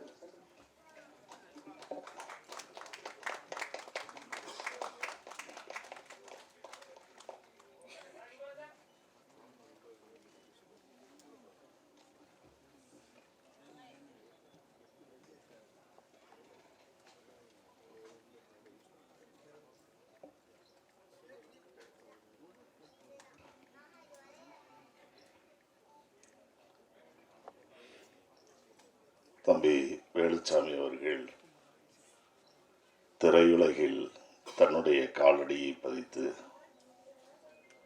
தான் வணங்குகின்ற, தன்னை வாழ வைக்கின்ற குலதெய்வமான ஸ்ரீ கருப்பர் பெயரில் சாம்பிராணி கருப்பர் என்றும் உறங்காப்புலி கருப்பர் என்றும் வணங்கப்படுகின்ற கருப்பர் பெயரில் அந்த நிறுவனத்தை தொடங்கி நானே இப்போ தான் கேள்விப்படுறேன் 3வது படம் என்று அவர் சொல்லுகிறார். அந்த அளவிற்கு தன்னடக்கத்தோடு ஒரு வித்தியாசமான துறை என்று கூட சொல்ல முடியாது. இது ஒரு கலை உலகம், ஒரு தனி உலகம். அந்த உலகத்தில் தன்னுடைய வெற்றி பயணத்தை துணிச்சலாக அவர் செய்திருக்கிறார் என்பதுதான் இந்த நிகழ்ச்சி இங்கே அமைவதற்கு காரணம் என்பதை சொல்லி, அவருடைய பெருமுயற்சியால் அவருடைய துணைவியார், அதை போல அவருடைய அருமை மகள், இவர்களுடைய பெரும் ஒத்துழைப்பால் இன்றைக்கு 3வது திரைப்படத்தை எடுத்து அதை வெளியிடுகின்ற இந்த நல்ல சூழ்நிலையில் கவிப்பேரரசு அவர்கள் அவர்களுடைய வளர்ச்சிக்கு இந்த படம் வெற்றி பெறுவதற்கான எல்லா உதவிகளையும் செய்து தானே இந்த மேடையில் பல்வேறு பணிகளுக்கு இடையிலும் வந்து இவ்வளவு நேரம் அவர்கள் இந்த நிகழ்ச்சியில் கலந்து கொண்டிருப்பதெல்லாம் தம்பி வேலுச்சாமி அவர்களும் அவருடைய குடும்பத்தாரும் கொடுத்து வைத்தவர்கள் என்றுதான் சொல்ல வேண்டும். அந்த அளவிற்கு இன்று கருப்பர் பிலிம் சார்பில் வேட்டைக்காரி என்ற ஒரு புரட்சிகரமான வித்தியாசமான தலைப்பில் ஒரு திரைப்படத்தை இங்கே எல்லோரும் எடுத்து சொன்னதைப் போல பல்வேறு கஷ்டங்களுக்கு இடையில் அதை உருவாக்கி இன்றைக்கு நமக்கு அதை படைத்து கொண்டிருக்கின்றார்கள். அதை படைப்பதற்கான பொதுமக்களுக்கு, ரசிகர்களுக்கு அளிப்பதற்கான முன்னோட்டமான நிகழ்ச்சியாக இன்று பாடல்கள் வெளியிடப்படுகிறது. அந்த நிகழ்ச்சியில் நானும் கலந்து கொள்கின்ற வாய்ப்பினை பெற்றமைக்காக நான் மற்றற்ற மகிழ்ச்சி அடைகிறேன். அத்தகைய ஒரு நல்ல வாய்ப்பை எனக்கு உருவாக்கி தந்த நம்முடைய சகோதரர் வேலுச்சாமி அவர்களுடைய குடும்பத்தாருக்கும், கருப்பர் ஃபிலிம்ஸ் நிறுவனத்திற்கும், எல்லாவற்றுக்கும் மேலாக நாங்கள் வணங்கக்கூடிய வேளங்குடி ஸ்ரீ சாம்பிராணி கருப்பருக்கும் நான் இந்த நேரத்தில் நன்றி என்பதை விட வணக்கத்தை உரித்தாக்கிக் கொள்கிறேன். அந்த வகையில் இன்று நடைபெறுகின்ற இந்த பாடல்கள் வெளியீட்டு விழா நிகழ்ச்சியில் கலந்து கொண்டு சிறப்பித்திருக்கக்கூடிய கவி பேரரசு அவர்களை பற்றி நான் சொல்வதென்றால், அதிலும் கலைத்துறையினர் நிறைந்திருக்கின்ற இந்த மேடையில் கொள்ளன் தெருவில் நான் ஊசி வைக்கிற மாதிரி ஆயிரும். ஆகவே கவி பேரரசர் அவர்களை பொறுத்தவரையில் அவர் ஒரு பிறவி கவிஞனாகவே பிறந்திருக்கிறார் என்றால் அது மிகையாகாது. திரைப்படங்களில் அவர்கள் பாடல் எழுத தொடங்கி பேசிய பொழுது சொன்னார்கள், 44 ஆண்டுகள் வெற்றிகரமாக அவர்கள் தன்னுடைய தமிழ் படைப்புகளை தன்னுடைய பாடல் வரிகளில் மட்டுமல்லாமல் இப்பொழுது திரைப்படங்களுக்கு தலைப்புகளை தருவதிலும், அந்த தலைப்புகள் தமிழில்தான் அமைய வேண்டும் என்பதிலும் அவர் எவ்வளவு உறுதியாக இருக்கிறார் என்பதை நாம் உணர முடிகிறது. கவிப்பேரரசு அவர்களை பொறுத்தவரையில் பாடல்களை படைப்பதில் அவருக்கு நிகர் இன்றைய திரையுலகில் யாரும் இல்லை என்று சொல்லக்கூடிய அளவிற்கு அற்புதமான வார்த்தைகளால் அவர் இன்றைக்கு திரைத்துறையில் பாடல்கள் படைப்பதில் ஒரு முன்னணி கவிஞராக இருக்கிறார் என்பது மட்டுமல்ல, பல்வேறு படைப்புகள், இலக்கண இலக்கிய படைப்புகளையும் படைத்து அவர் இன்றைக்கு தமிழ்நாட்டில் மட்டும் அவருக்கென்று ரசிகர்கள் இல்லை, உலகம் முழுவதும் அவருக்கென்று ரசிகர்கள் இருக்கிறார்கள். எல்லாவற்றுக்கும் மேலாக இங்கே பேசியவர்கள் கூட குறிப்பிட்டு நம்முடைய பேரரசு இயக்குனர் அவர்கள் என்று நினைக்கிறேன், முதலமைச்சர் அவரோடு நெருக்கமாக இருக்கக்கூடியவர் என்றெல்லாம் அந்த சிறப்புகளை சொன்னார்கள். இன்றைய முதலமைச்சர் மட்டுமல்ல, தமிழ் இனத்தினுடைய முடிசூடா மன்னனாக ஏறத்தாழ 80 ஆண்டு காலத்திற்கு மேலாக தன்னுடைய வாழ்க்கையை இந்த தமிழ் சமுதாயத்திற்காக, தமிழ் மொழிக்காக, தமிழ்நாட்டினுடைய வளர்ச்சிக்காக அர்ப்பணித்து வாழ்ந்து மறைந்த நம்முடைய முத்தமிழறிஞர் கலைஞர் அவர்களே நம்முடைய கவிப்பேரரசருடைய ரசிகர் என்றால் மற்றவற்றை பற்றி நாம் சொல்ல தேவையில்லை. ஆகவே அந்த வகையில் கலைஞரை வசீகரித்த ஒரு கவிஞர், அதுக்கு மேலே நாம் அன்னி சொல்ல வேண்டியதில்லை. எப்படியும் 2 நாள் 3 நாட்களுக்கு ஒரு முறை நேரடியாக சந்திக்கின்ற வாய்ப்புகளையும், அதே நேரத்தில் அன்றாடம் தொலைபேசிகளில் அன்றைய நிகழ்வுகளை பற்றி விவாதிப்பதிலும் இருவரும் எக்காலத்திலும் தவறியதில்லை என்பதை நாம் நன்கு உணர்ந்திருக்கிறோம். அந்த வகையில் எழுத்துலகில், கலையுலகில் மட்டுமல்ல, அவருக்கு எல்லா வகையிலுமான ஒரு நண்பராக முத்தமிழறிஞர் கலைஞர் அவர்களுக்கு அவரோடு இணைந்து நீண்ட காலம் பயணித்தவர் என்ற பெருமையெல்லாம் உண்டு. அத்தகைய கவிப்பேரரசு அவர்கள் இன்று இந்த நிகழ்ச்சியிலே ஒளிநாடாவை வெளியிட்டிருக்கிறார்கள். அவருக்கு என்னுடைய வணக்கத்தை தெரிவித்துக் கொள்கிறேன். அதே போல தம்பி சிதம்பரம் முருகேசன் அவர்கள் காவல்துறையில், அதிலும் தலைநகரமான சென்னையில் ஒரு நல்ல காவல்துறை அதிகாரியாக அவர் இன்றைக்கு நற்பெயரை எடுத்து அந்த துறைக்கு அவர் ஏற்றிருக்கின்ற பொறுப்புக்கு சிறப்புகளை சேர்த்து வருகிறார் என்றால் அது மிகையாகாது. அந்த வகையில் அவர் தன்னுடைய காவல்துறையில் சேர்ந்த காலம் தொட்டு இன்று வரை எந்த இடத்திற்கு சென்றாலும் எந்த பொறுப்பை அவருக்கு வழங்கினாலும் அதை உயர் அதிகாரிகள் எல்லாம் பாராட்டக்கூடிய அளவிற்கு அவர் தன்னுடைய கடமையை சிறப்பாக செய்திருக்கிறார். தமிழக அரசின் சார்பிலான குடியரசு தின விழாக்களை எல்லாம் பெற்று அவர் இன்றைக்கு ஒரு நல்ல காவல் அதிகாரியாக இருக்கிறார். அவரை பார்க்கையில் உண்மையிலே எங்களுக்கும் பெருமையாக இருக்கிறது. ஏதோ என்னுடைய வீட்டில் எனது மகன் அந்த பொறுப்பில் இருந்தால் எந்த அளவிற்கு நான் பூரிப்படைந்திருப்போனோ அதே போல் அவர் எப்படி சித்தப்பா சித்தப்பா என்று சொல்கிறாரோ அதே போல் நானும் ஒரு பெத்த அப்பனாகவே நான் எந்த அளவிற்கு மகிழ முடியுமோ அந்த அளவிற்கு உங்களுடைய வளர்ச்சிகளை, சாதனைகளை, பெருமைகளை கேள்விப்படுகின்ற நேரத்தில் நானும் பூரிப்படைகிறேன் என்பதை இந்த நல்ல நேரத்திலே தெரிவித்துக் கொள்கிறேன்.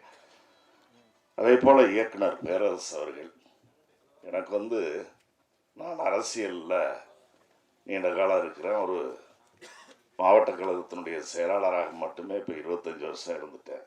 சிவகங்கை மாவட்டத்தில் சட்டமன்ற உறுப்பினராக 4 முறை தேர்தல் களத்திலே போட்டியிட்டு மக்களுடைய பேராதரவால் நான் தொடர்ந்து வெற்றி பெற்றது மட்டுமல்லாமல் 2 முறை மறைந்த முத்தமிழறிஞர் கலைஞர் அவர்களுடைய அமைச்சரவையிலும் அதைத் தொடர்ந்து இன்றைக்கு நம்முடைய மாண்புமிகு முதலமைச்சர் அண்ணன் தளபதி அவர்களுடைய அமைச்சரவையிலும் 2வது முறையாகவும் அமைச்சராக பணியாற்றுகின்ற வாய்ப்பையெல்லாம் நான் பெற்றிருந்தாலும் கூட எனக்கு இருக்கக்கூடிய அனுபவம் இந்த கலைத்துறையில் சுத்தமாக இல்லை.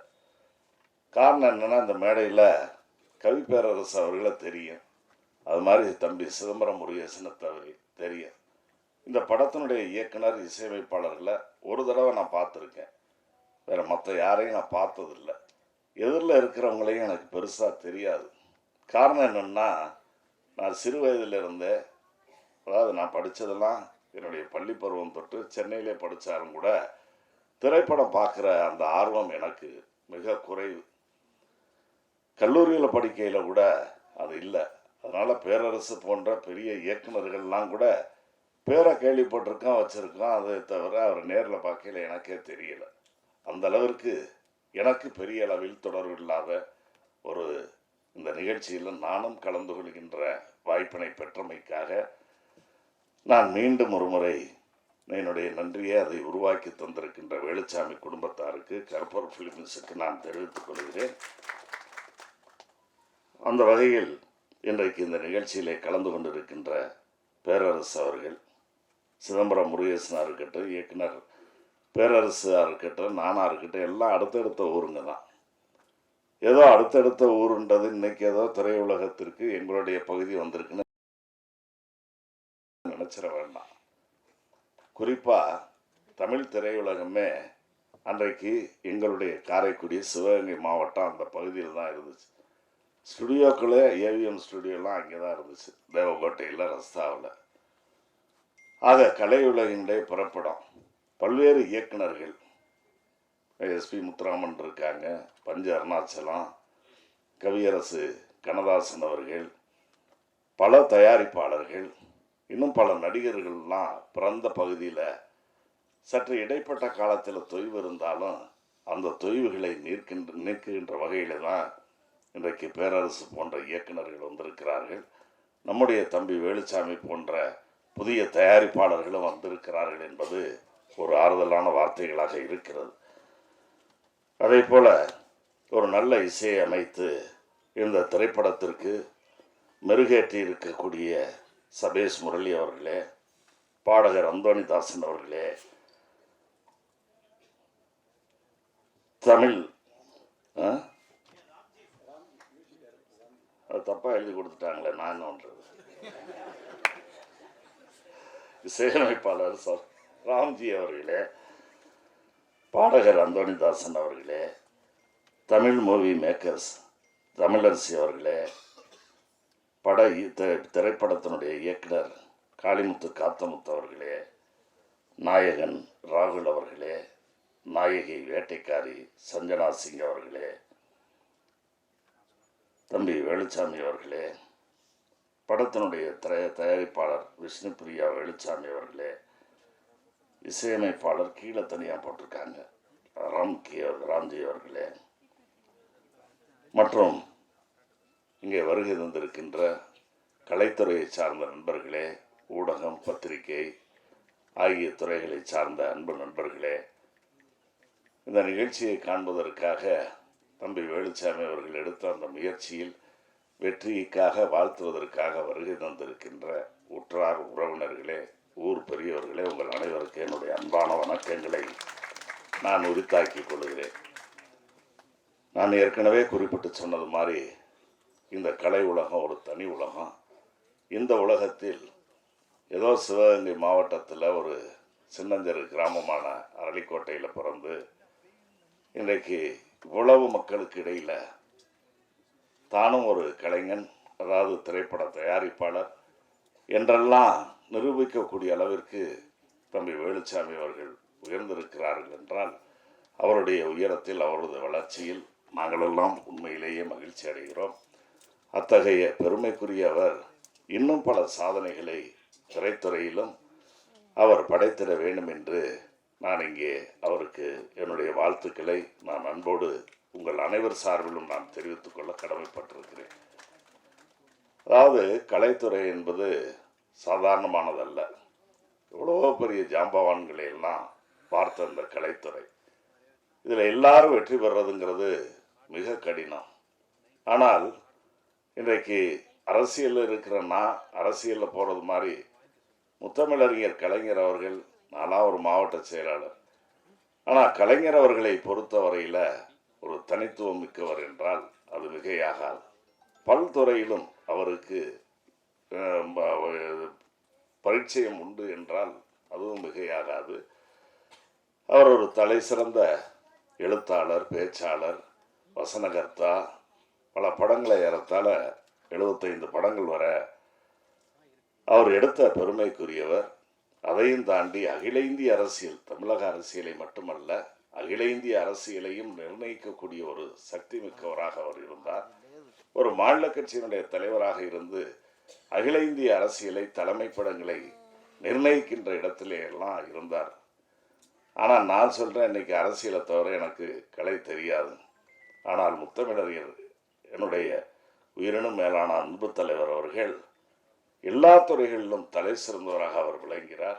அவர் காலடி வைத்த துறைகள் அனைத்திலும் வெற்றியை படைத்திருக்கின்ற ஒருவராக அவர் விளங்கி வந்தார். அதே போல அவருடைய பல்வேறு துறைகளில் சாதனை படைத்த கலைஞர் அவர்களைப் போல நம்முடைய கவி பேரரசு அவர்களும் எல்லா வகையிலும் சாதனைகளை படைக்கிறார். அவருடைய நல்லாசியோடு தம்பி வேலுச்சாமி அவர்களும் பல சாதனைகளை இந்த துறையிலே படைக்க வேண்டும் என்று நான் அன்போடு கேட்டுக்கொள்கிறேன். குறிப்பாக உத்தியோகத்துக்கு போகிறவங்களாக இருந்தாலும் சரி, வியாபாரங்கள் செய்யக்கூடியவர்களாக இருந்தாலும் சரி, அரசியல்வாதிகளாக இருந்தாலும் சரி, கலைத்துறையை சார்ந்தவர்களாக இருந்தாலும் அவர்களுடைய வெற்றிக்கு அவர்களுடைய குடும்பத்தாருடைய ஒத்துழைப்பு அவசியம் தேவை. அதை வேலுச்சாமி குடும்பத்தினர் நிரம்பவே தந்திருக்கிறார்கள் என்பதுதான் இந்த நிகழ்ச்சியின் மூலமாக நாம் உணர முடிகிறது.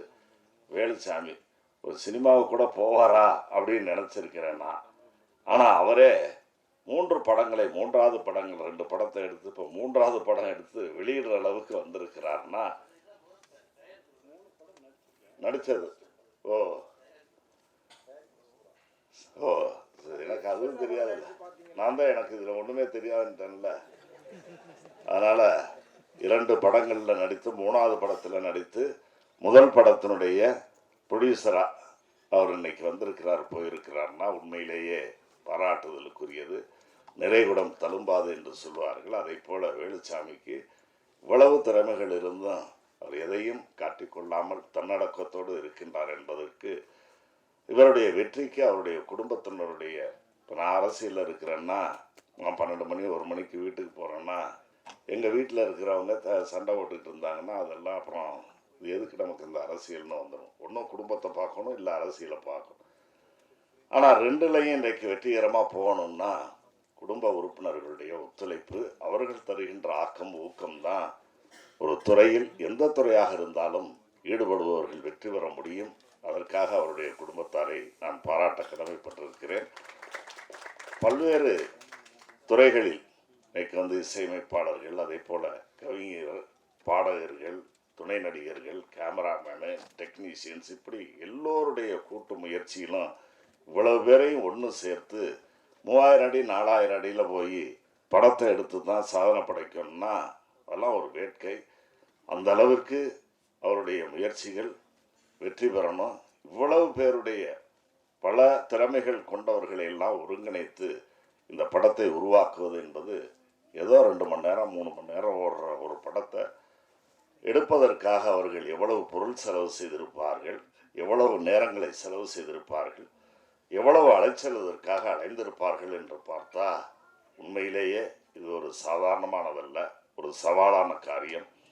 அந்த சவாலான காரியத்தை இன்றைக்கு கருப்பர் பிலிம் சார்பில் நம்முடைய தம்பி வேலுச்சாமி அவர்களும் அவருடைய குடும்பத்தாரும் செய்திருக்கிறார்கள் என்பதை நான் இந்த நேரத்தில் பாராட்ட கடமைப்பட்டிருக்கின்றேன்.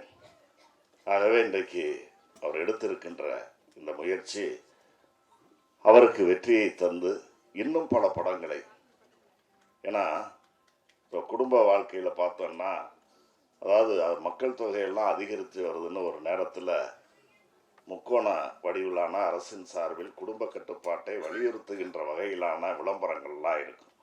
அதாவது 3 குழந்தைகளுக்கு மேலே பெறக்கூடாது அப்படின்னு. ஆனால் வேலுச்சாமி நாம் தான் 3 படம் எடுத்துட்டோமே அப்படின்னு சொல்லிட்டு இதோடு நிறுத்திட வேண்டாம், இன்னும் நிரம்ப அவர் படங்களை தயாரிக்க வேண்டும், எடுக்க வேண்டும், நடிக்க வேண்டும். அதற்கு நீங்கள் முயற்சி எடுக்க வேண்டும் என்று நான் கேட்டுக்கொள்கிறேன். ஆமாம், அதுதான் நிச்சயமாக இருக்கும்ல. அப்புறம் ஒரு அதாவது குடும்பத்தில் கூட கட்டுப்படுத்துவதற்கு 2 பெருக, முதல்ல 3ன்னு சொன்னாங்க, அப்புறம் 2 பெருக இனிதே வாழ்கன்னாங்க, இப்போ 1 போதுன்றாங்க. இப்போ ஒன்றுமே வேண்டான்ற அளவுக்கு வந்துருச்சு. அதனால் நீங்கள் இதில் படைப்புகளை ஏராளமாக படைத்து பல படங்களை உருவாக்கக்கூடிய நல்ல தயாரிப்பாளராக, நடிக்கக்கூடிய நடிகர்களாக நீங்கள் வர வேண்டும் என்று நான் உங்களை அன்போடு கேட்டுக்கொள்கிறேன். குறிப்பாக இந்த கேசட்டு இது வெளியிடுவதற்காக என்னை அணுகிய நேரத்தில் இந்த மாதிரி பேரரசு அவங்க ஐயா வைரமுத்தெல்லாம் வர்றாங்க போகிறாங்கன்னு சொன்னால் எனக்கு ஆச்சரியமாக இருக்குது. உண்மையிலேயே அதை இன்றைக்கு நிரூபித்து காட்டியிருக்கின்றார். எல்லா வகையிலும் அவருடைய முயற்சிகள் வெற்றி பெறுவதற்கு அவர் விரும்புவதைப் போல நாங்கள் வணங்குகின்ற வேளங்குடி ஸ்ரீ சாம்பிராணி கருப்பூர் அவர்கள் அவருக்கு நல்லருளை தருவார் என்று இந்த நல்ல நேரத்திலே வாழ்த்தி அவருடைய அனைத்து முயற்சிகளும் வெற்றி பெறுவதற்கான வாழ்த்துக்களை கூறி காலத்தின் அருமை கருதி வாழ்த்தி விடைபெறுகிறேன். நன்றி, வணக்கம்.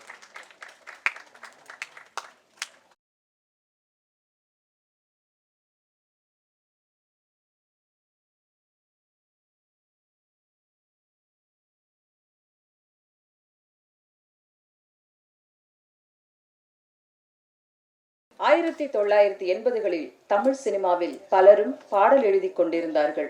இவர் பாடல்களை கவிதையாக்கினார். தமிழ் சினிமா பாடல்களை பெருமையாக்கினார். வைரமே, தமிழே, முத்தே, வாருங்கள், நல் உரை தாருங்கள். இந்த இனிய இசை வெளியீட்டு விழாவுக்கு வருகை தந்து இசைப்பேழையின் முதற்படியை பெற்றுக்கொண்டு பெருமைப்படுத்தி இருக்கிற தமிழ்நாட்டின் மாண்புமிகு அமைச்சர், என்னரும் சகோதரர், என் நேசத்துக்குரிய பெரிய கருப்பன் அவர்களே, படக்குழுவை சார்ந்த நண்பர்களே, மேடையில் அமர்ந்திருக்கும் மேன்மைக்குரிய கலைப்பெருமக்களே, பாசத்திற்குரிய பத்திரிகையாளர்களே, ஊடக உறவுகளே, உங்கள் அனைவருக்கும் எனது அன்பான வணக்கத்தை தெரிவித்துக் கொள்கிறேன். படத்துறைக்கும் எனக்கும் எந்த உறவும் இல்லை. பள்ளி நாட்களிலிருந்தே நான் படத்துறையை விட்டு தள்ளி நிற்கிறவன். இன்று இந்த விழாவுக்கு வந்து நான் கலை உலகத்தோடு உறவாட வந்திருக்கிறேன். எனக்கு இது அந்நியமாக இருக்கிறது என்ற பொருளில் நம்முடைய மீசை அமைச்சர் இங்கு அற்புதமாக உண்மையை சொன்னார். ஆனால் ஒன்று சொல்ல வேண்டும் உங்களுக்கு, கூட்டுறவுத்துறை உங்களுக்கு அது மட்டும் போதாது, பாட்டுறவுத்துறையும் உங்களுக்கு கூட இருந்தால்தான் உங்கள் மனசு பூரணமாகும் என்று அவரை இந்த விழாவுக்கு அழைத்திருக்கிறார்கள் என்று நினைக்கிறேன். வேலுச்சாமி, விஷ்ணுபிரியா, சஞ்சனா சிங், ராகுல், இயக்குனர் காளிமுத்து, இசையமைப்பாளர் ராம்ஜி உள்ளிட்ட கலைஞர்களை நான் பெரிதும் பாராட்டுகிறேன். இந்த விழாவில் அமைச்சர் பேசுகிற பொழுது இசையமைப்பாளர் பெயரை உச்சரிக்க முயன்றார். சபேஷ் முரளி என்று சொன்னார். தப்பில்லை, சபேஷ் முரளியும் ஒரு சிறந்த இசையமைப்பாளர் தான். பக்கத்திலிருந்து நண்பர்கள் சொன்னார்கள், நீங்கள் தவறுதலாக சொல்லிவிட்டீர்கள், இந்த படத்துக்கு இசை சபேஷ் முரளி அல்ல, ராம்ஜி என்று சொன்னார்கள். அடிச்சாரு பாருங்க முதலமைச்சர். எழுதியவன் தலையெழுத்தை மாற்றினால் நான் என்ன செய்வது? ஒரு அமைச்சர் மேடையிலே பேசிக் கொண்டிருந்தார். ஆளுநர் விழா, வரவேற்பு உரை என்பது அவருக்கு வழங்கப்பட்டிருந்த கடமை.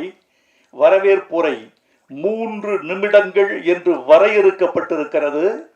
3 நிமிடங்கள் பேச வேண்டிய அமைச்சர் வரவேற்புரையை 6 நிமிடங்கள் பேசுகிறார். எல்லோருக்கும் அதிர்ச்சியாகிவிட்டது. கேட்டார்கள், 3 நிமிடம் தானே நீங்கள் வந்து பேச வேண்டும், 6 நிமிடங்கள் பேசி இருக்கிறீர்களே அமைச்சரே என்று கேட்டார்கள். நான் 6 நிமிடங்கள் தான் பேசினேன் என்று சொல்லிவிட்டு போய்விட்டார். உள்ளே சென்று நேர்முக உதவியாளரை அழைத்து கேட்டார், 3 நிமிடம் தானே நீ எழுதித்தர வேண்டும், 6 நிமிடங்கள் ஏன் எழுதி தந்தாய்? அதற்கு உதவியாளர் சொன்னார், ஐயா மன்னிக்க வேண்டும், நான் 3 நிமிடங்களின் உரையை 1+1 வைத்திருந்தேன்,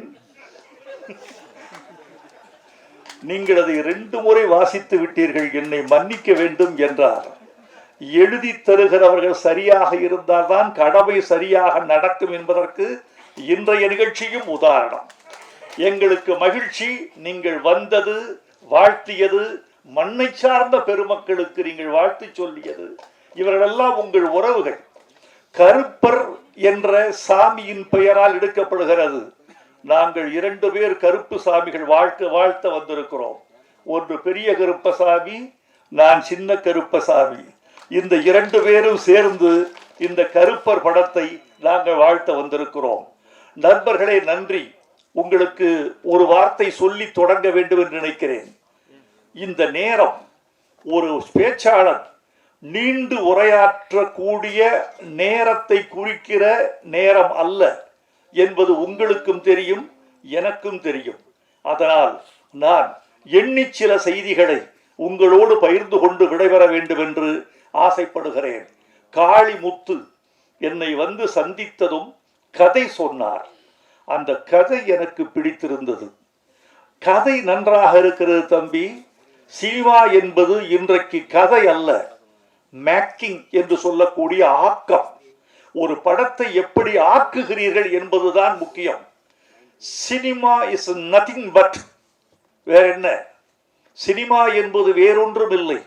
cinema is nothing but execution, அமல்படுத்துதல், நிறைவேற்றுதல், ஆக்குதல், உருவாக்குதல், கலையாக்குதல், அழகியல் ஆக்குதல், நெஞ்சில் தைப்பது மாதிரி காட்சிகளை அமைத்தல்.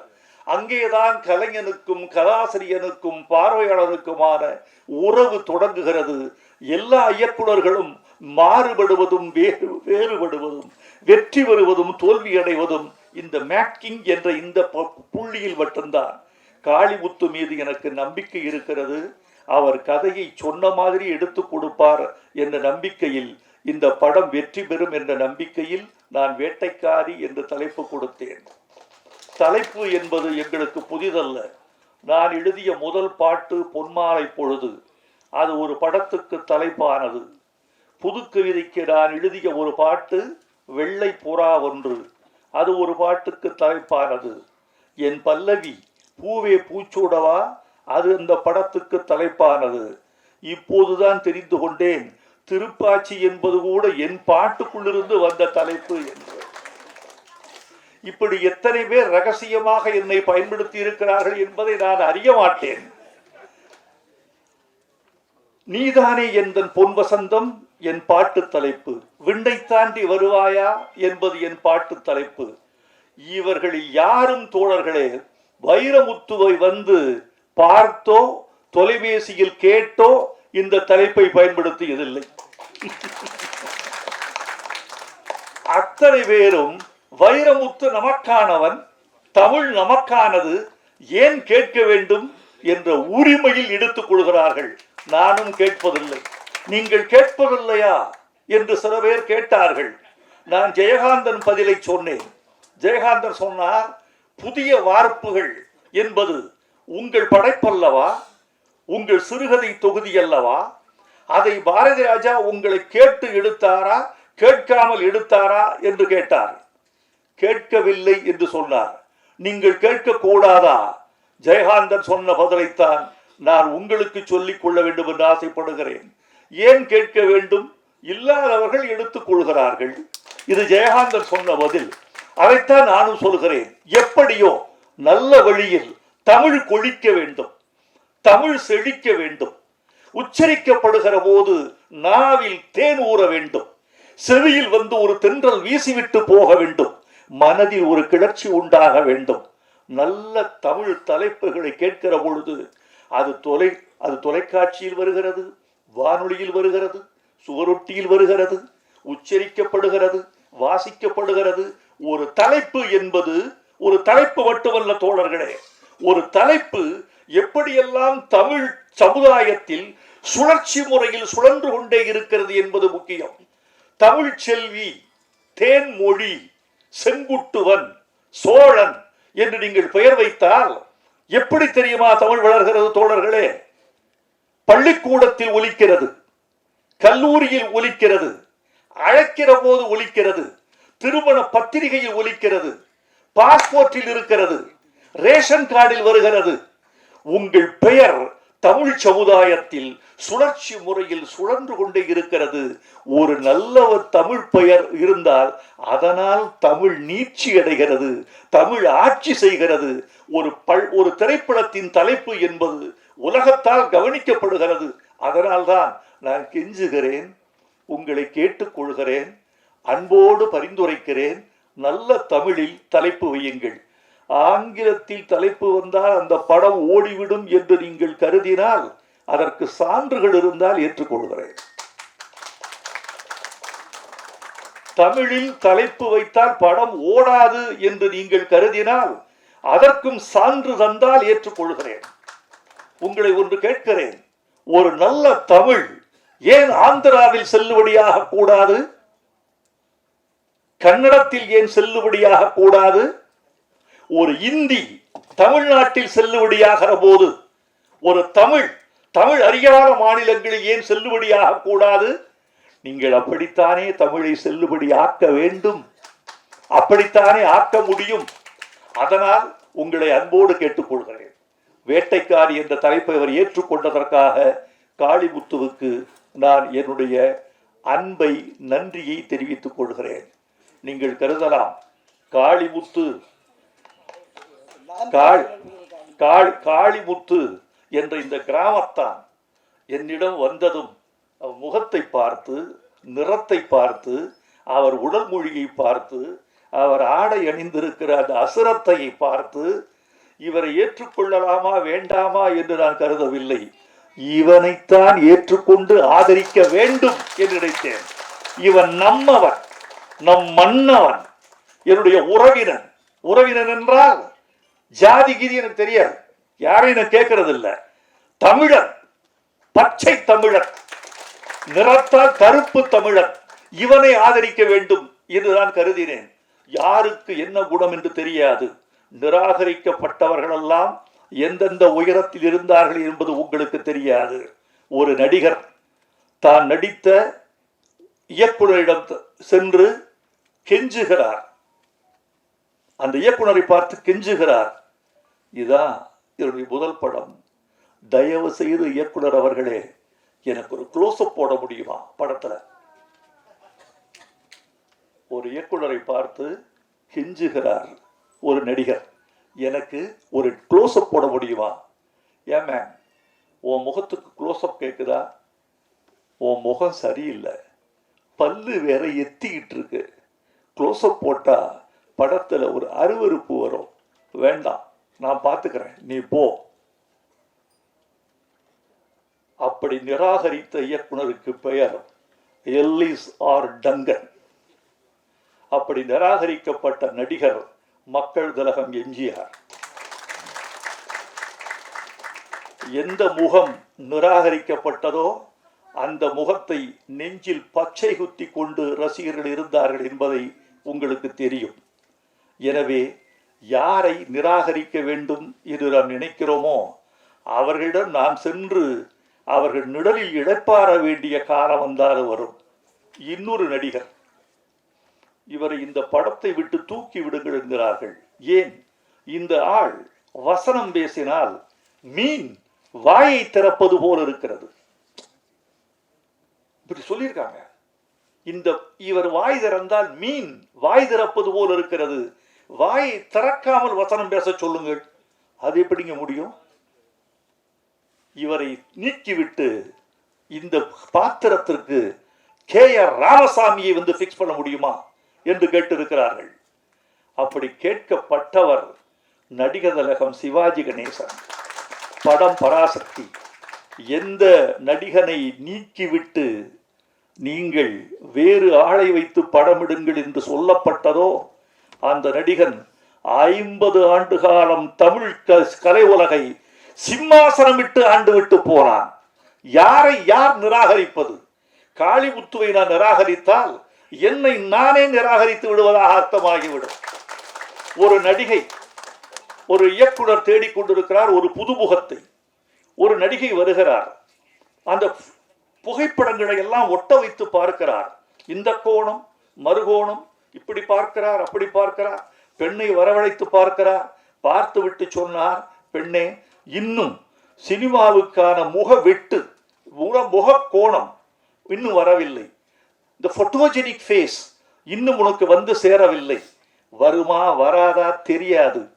இன்னும் ஒரு 5 வருஷம் கழிச்சு ஒரு போட்டோவை அனுப்பு. என்னுடைய கோணத்தில் அது சரியாக இருந்தால் உன்னை ஏற்றுக்கொள்கிறேன். அப்படி நிராகரித்தவர் இயக்குனர் ஸ்ரீதர். நிராகரிக்கப்பட்டவர் ஹேமமாலினி.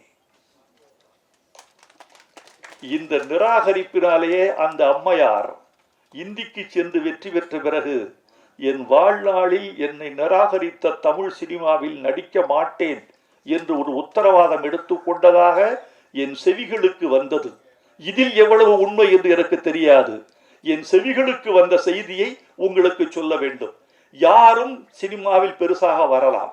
நண்பர்களே, நீட்டி முழக்க ஆசைதான், ஆனால் வேண்டாம் என்று நினைக்கிறேன். இந்த பாடல்களை பற்றி நான் கொஞ்சம் சொல்லியாக வேண்டும். எவ்வப்பொழுதெல்லாம் ஒரு கவிஞன் தன் கவிதையை கொண்டு போய் பாட்டுக்குள் செருகுகிறானோ, பாட்டு என்ற சிம்மாசனத்தில் கவிதைக்கு எப்போது முடிசூடுகிறானோ அப்போதெல்லாம் தமிழ் பாட்டு உச்சத்தில் கொடிகட்டி பறந்திருக்கிறது. நான் இப்போது ஒன்று சொல்லிக்கொள்ள வேண்டுமா நண்பர்களே, ஊடக நண்பர்களே? இதோ நேரடி ஒளிபரப்பில் கூட யூடியூப் நண்பர்கள் இதை ஒளிபரப்பிக் கொண்டிருக்க கூடும்.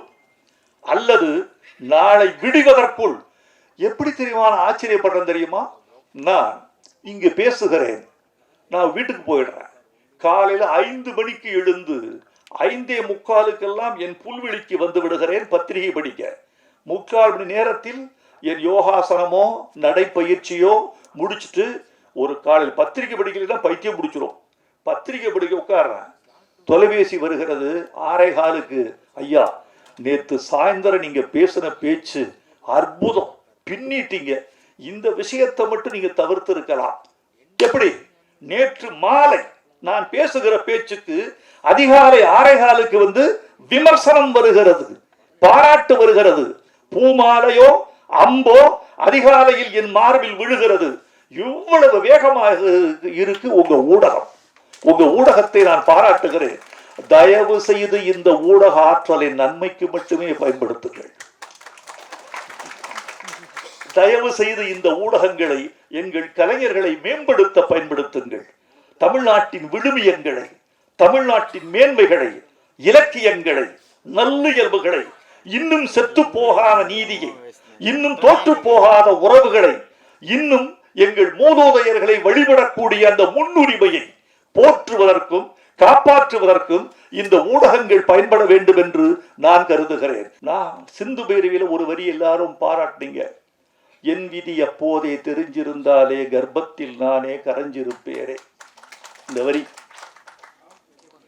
வரி ஒரு மகள் பெறப்பட்டவுடன் குப்பை தொட்டியில் வீசப்பட்டால், இல்லெஜிட்டிமேட் சைல்டு, முறையற்ற வழியில் பெறப்பட்ட குழந்தை அவ கூட்டி போயிட்டா.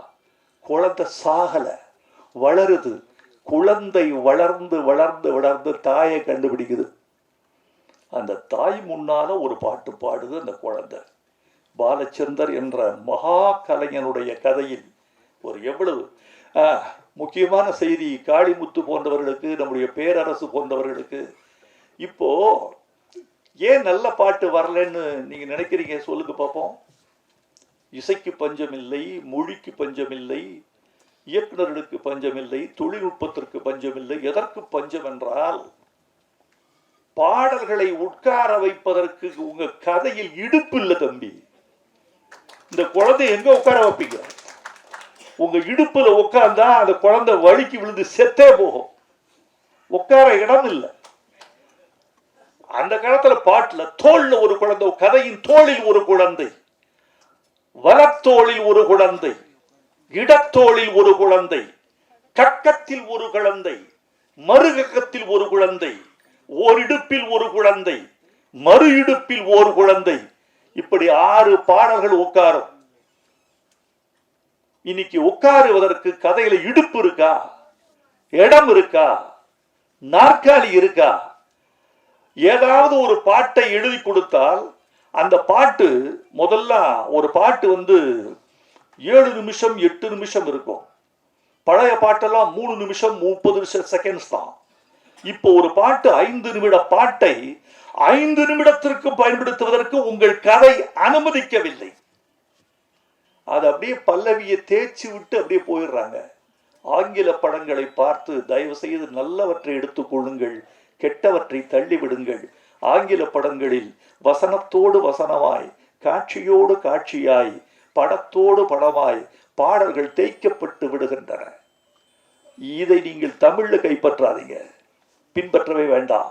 ஏன்னா தமிழன் பிறக்கும் போது பாட்டு, வளரும் போது பாட்டு, பள்ளியில் சேர்ந்தால் பாட்டு, திருமணத்தில் பாட்டு, பள்ளியறையில் பாட்டு, தாலாட்டு பாட்டு, செத்தால் ஒப்பாரி என்ற எங்கள் தமிழச்சிகளின் திருப்பாட்டு. இப்படி பாட்டில் பிறந்து, பாட்டில் வளர்ந்து, பாட்டில் கழித்து, பாட்டில் லயித்து, பாட்டில் கரைந்து, பாட்டிலேயே முடிந்து போகிற இனம் தமிழ் இனம். பாட்டை நீங்க படத்தை விட்டு தூக்கி விடாதீர்கள். ஸ்கிரீன் பிளே எழுதும் போது நான் கேட்கிறேன், இயக்குநர்களை கேட்கிறேன், எல்லாத்தையும் நான் சொல்றதில்ல வெளியே. இயக்குனர் வந்தோடனே ஸ்கிரீன் பிளே முடிச்சிட்டீங்களா? முடிச்சாச்சு சார். வசனம் முடிச்சாச்சு. பாட்டுக்கு ஸ்கிரீன் பிளே பண்ணியிருக்கீங்களா? என்ன சார் சொல்றீங்க? பாட்டுக்கு ஸ்கிரீன் பிளே தான், அதுதான் முக்கியம். உங்க படத்தில் பாட்டு நிக்கணும்னா பாட்டுக்கு ஒரு ஸ்கிரீன் பிளே வேணும். உங்க படத்துல எத்தனை பாட்டுன்னு கேட்டா திகைக்கிறார்கள். என்னென்ன பாட்டு? ஒரு 3 பாட்டு 4 பாட்டு வச்சுக்கலாம் சார். எந்தெந்த இடத்துல அதை யோசிக்கலாம் சார். யோசிக்க கூடாது. குழந்தை பிறக்கும் போதே மூக்கும் மொழியும் காதும் நெஞ்சும் கல்லீரலும் சிறுநீரகமும் சேர்ந்து பிறக்கவில்லை என்றால் பிறந்த பிறகு ஒட்ட வைக்க முடியாது தோழர்களே. பிறக்கும் போதே பாட்டோட பிறக்கணும். இங்க பாட்டு இருக்கா இல்லையா? பாட்டுக்கு இடமில்லை என்றால் பாட்டை தூக்கி எறிந்து விடுங்கள், தப்பே இல்லை. என் கதைக்கு, என்னுடைய சினிமாவுக்கு பாட்டு என்பது தேவையில்லை. பாட்டு என்பது 6ஆம் விரல், இடைஞ்சல் தேவையில்லை என்று நீங்கள் தூக்கி எறிந்து விட்டால் ஒரு கவலை இல்லை. அந்த நாள் இந்த பாட்டு வேண்டி இருந்ததா? ஒரு பாடலாசிரியன், நான் பாட்டு பரபரப்பா எழுதி கொண்டிருக்கிற போது பாலச்சந்திரனை அழைத்தா, ஒரு படம் நீங்கள் செய்து தர வேண்டும். என்ன சார், எத்தனை பாட்டு? பாட்டே இல்லை. அப்படியா? அவர் என்ன ஏன் கூப்பிட்டீங்க? வசனம் தான் இதுல பாட்டு மாதிரி இருக்கணும், இந்த படத்துக்கு வசனம் எழுதி கொடுங்க. என்ன படம் சார்? வண்ணக்கனவுகள். கார்த்திக்.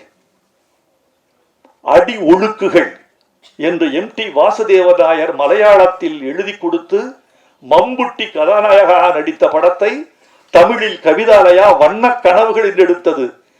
பாடல்கள் வைரமுத்து அல்ல, வசனம் வைரமுத்து. 100 நாள் படம் ஓடிச்சு. பாடலின் வேலையை வசனம் செய்வதாக நான் கற்பித்துக் கொண்டு எழுதினேன். நிறைவில்லை, ஆனாலும் கூட கற்பித்துக் கொண்டு எழுதினேன். படத்துக்கு தேவை எழுதிடலாம். ஆனா படம் பிறக்கிற போது, கதை பிறக்கிற போதே நீங்க ஸ்கிரீன் பிளே எழுதிடணும். காளிமுத்துக்கிட்ட எனக்கு பிடிச்சது, இது காட்டுக்குள்ள ஒரு பாட்டு.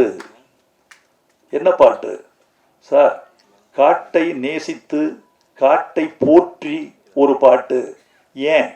காடுதான் இந்த களத்தின், இந்த கதையின் களம். காடுதான் இந்த படத்தினுடைய உட்கட்டமைப்பு. எனவே காட்டுக்குள்ள போற போது பாட்டு காட்டை விட்டு வெளியே போகக்கூடாது. பாலைவனத்தில் இருக்கிற போது மணலை பற்றி பாட்டு,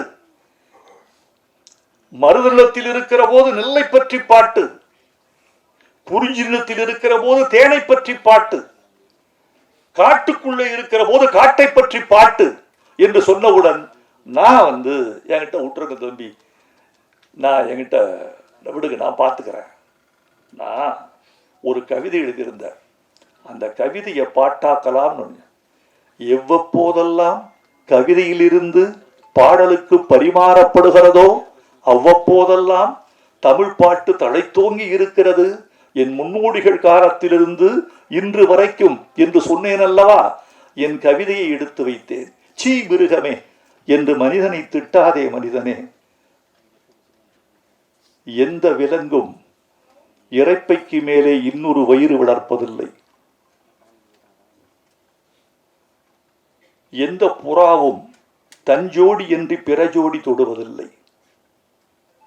கர்ப்பவாசனை கண்டுகொண்டால் காளை பசுவை சேர்வதில்லை. விலங்குகளுக்கு தொடுநோய் இல்லை தெரியுமோ? எந்த விலங்குக்கும் சர்க்கரை வியாதி இல்லை. எந்த பறவையும் கூடு கட்டி வாடகைக்கு விடுவதில்லை. மாண்டால் மானின் தோல் ஆசனம், மயிலின் தோகை விசிறி, ஒட்டகத்தின் எலும்பு ஆபரணம். நீ மாண்டால் பலரை நெருப்பே நிராகரிக்கும் என்பதால் தானே புதைக்கவே படைகிறோம்.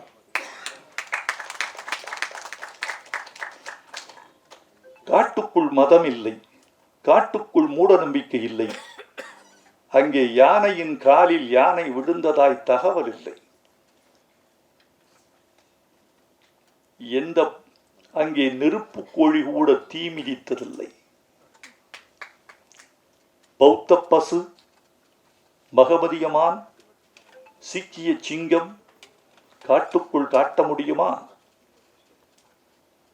அங்கே மதம் பிடித்தாலும் மதவாதம் பேசுவதில்லை யானைகள். நீ விலங்கை பார்த்து சீ மிருகமேனு திட்டாத. கொஞ்சம் பொருள், காட்டுக்குள் என்ன சுத்தம்? ஒரு மிருகம் இன்னொரு மிருகத்தை ஏசுகிறது. சீ மனிதனே. இப்படி ஒரு கவிதை எழுதி முடித்தேன். இந்த கவிதையை கொண்டு போய் காளிமுத்துக்கு பயன்படுத்தினால் என்ன என்று நினைத்தேன். நீங்கள் நினைக்கலாம் தோழர்களே, இந்த படம் எவ்வளவு வெற்றி பெறும் என்று எனக்கு தெரியும். இந்த படத்தின் வியாபாரம் என்ன என்று தெரியும். பட்டாளத்தில், இராணுவத்தில் ஒரு பக்கம் மலையாளிகள், ஒரு பக்கம் பஞ்சாபிகள், ஒரு பக்கம் வங்காளிகள், கொஞ்சம் தமிழர்கள் எல்லாரும் இருந்திருக்கிறாங்க. அப்போ சின்ன சின்ன ஆசை ஓடிக்கிட்டு இருக்கு. அப்போ அது அப்படியே இந்தியில் மொழிபெயர்க்கப்பட்டு சோட்டி சோட்டி ஆஷா அப்படின்னு வந்தது. இப்போ இந்தி பாட்டும் இருக்கு, தமிழ் பாட்டும் இருக்கு.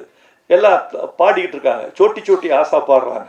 அப்போ சொல்லியிருக்காருங்க, வங்காளிகளும் மராட்டியர்களும் சேர்ந்து, அப்பா எனக்கு அந்த இந்தி பாட்டு வேண்டாம், அந்த ஒரிஜினல் பாட்டு வேணும். எனக்கு தமிழ் எங்களுக்கு புரியுதோ இல்லையோ, தமிழ் ஒலி காதுக்கு கேட்கணும். அந்த ஒரிஜினல் தமிழ் பாட்டை பாடு, சின்ன சின்ன ஆசைன்னு பாடு. I want to enjoy the sounds of Tamil. கேட்டிருக்காங்க. இது அங்கிருந்து எனக்கு ஒரு கடிதம் எழுதுகிறார் ஒரு பட்டாளத்து வீரர். இப்படி இருந்தோம் ஐயா, சில இந்தி பாட்டு பாடும்போது எல்லாரும் தமிழ் பாட்டை பாடுங்க, தமிழ் ஓசை கேட்கணும்னு கேட்டாங்க. இதுதான் ஐயா, நீங்கள் தமிழுக்கு இராணுவம் வரைக்கும் உங்கள் தமிழ் நீண்டு இருக்கிறதுன்னாரு. இதுக்காக இதெல்லாம் தான் வாழ்க்கையில் நாம் தமிழ் பிடித்ததற்கு அடையாளம். இதுதான் வெற்றி. நண்பர்களே, மிக்க மகிழ்ச்சி. தயவு செய்து இந்த பேச்சில் எதையும் சர்ச்சையாக்கி விட வேண்டாம் என்று கேட்டுக்கொள். ஒன்று மட்டும் சொல்லிக்கிறேன். ஜவஹர்லால் நேரு அமெரிக்கா போயிருந்தாரு. டைம் அங்க இருந்து அமெரிக்கன் டைம்ஸ் பத்திரிகையாளர் கேட்டாங்க, நேரு ஒரு கலா ரசிகன் என்பதை அவர்கள் அறிந்திருக்கிறார்கள். ஜவஹர்லால் நேருவை பார்த்து ஒரு நிருபர் கேள்வி கேட்டார், இந்திய பிரதமருக்கு அமெரிக்காவின் இரவு விடுதிகளுக்கு செல்லும் ஆர்வம் உண்டா? கடைசி கேள்வி. அடிச்சார் நேரு. நேரு அறிவாளி, உலக வரலாறு எழுதியவர். அவர் சொன்னார், அப்படியா, அமெரிக்காவில் இரவு விடுதி கூட இருக்கிறதா? அப்படி அடிச்சாரு.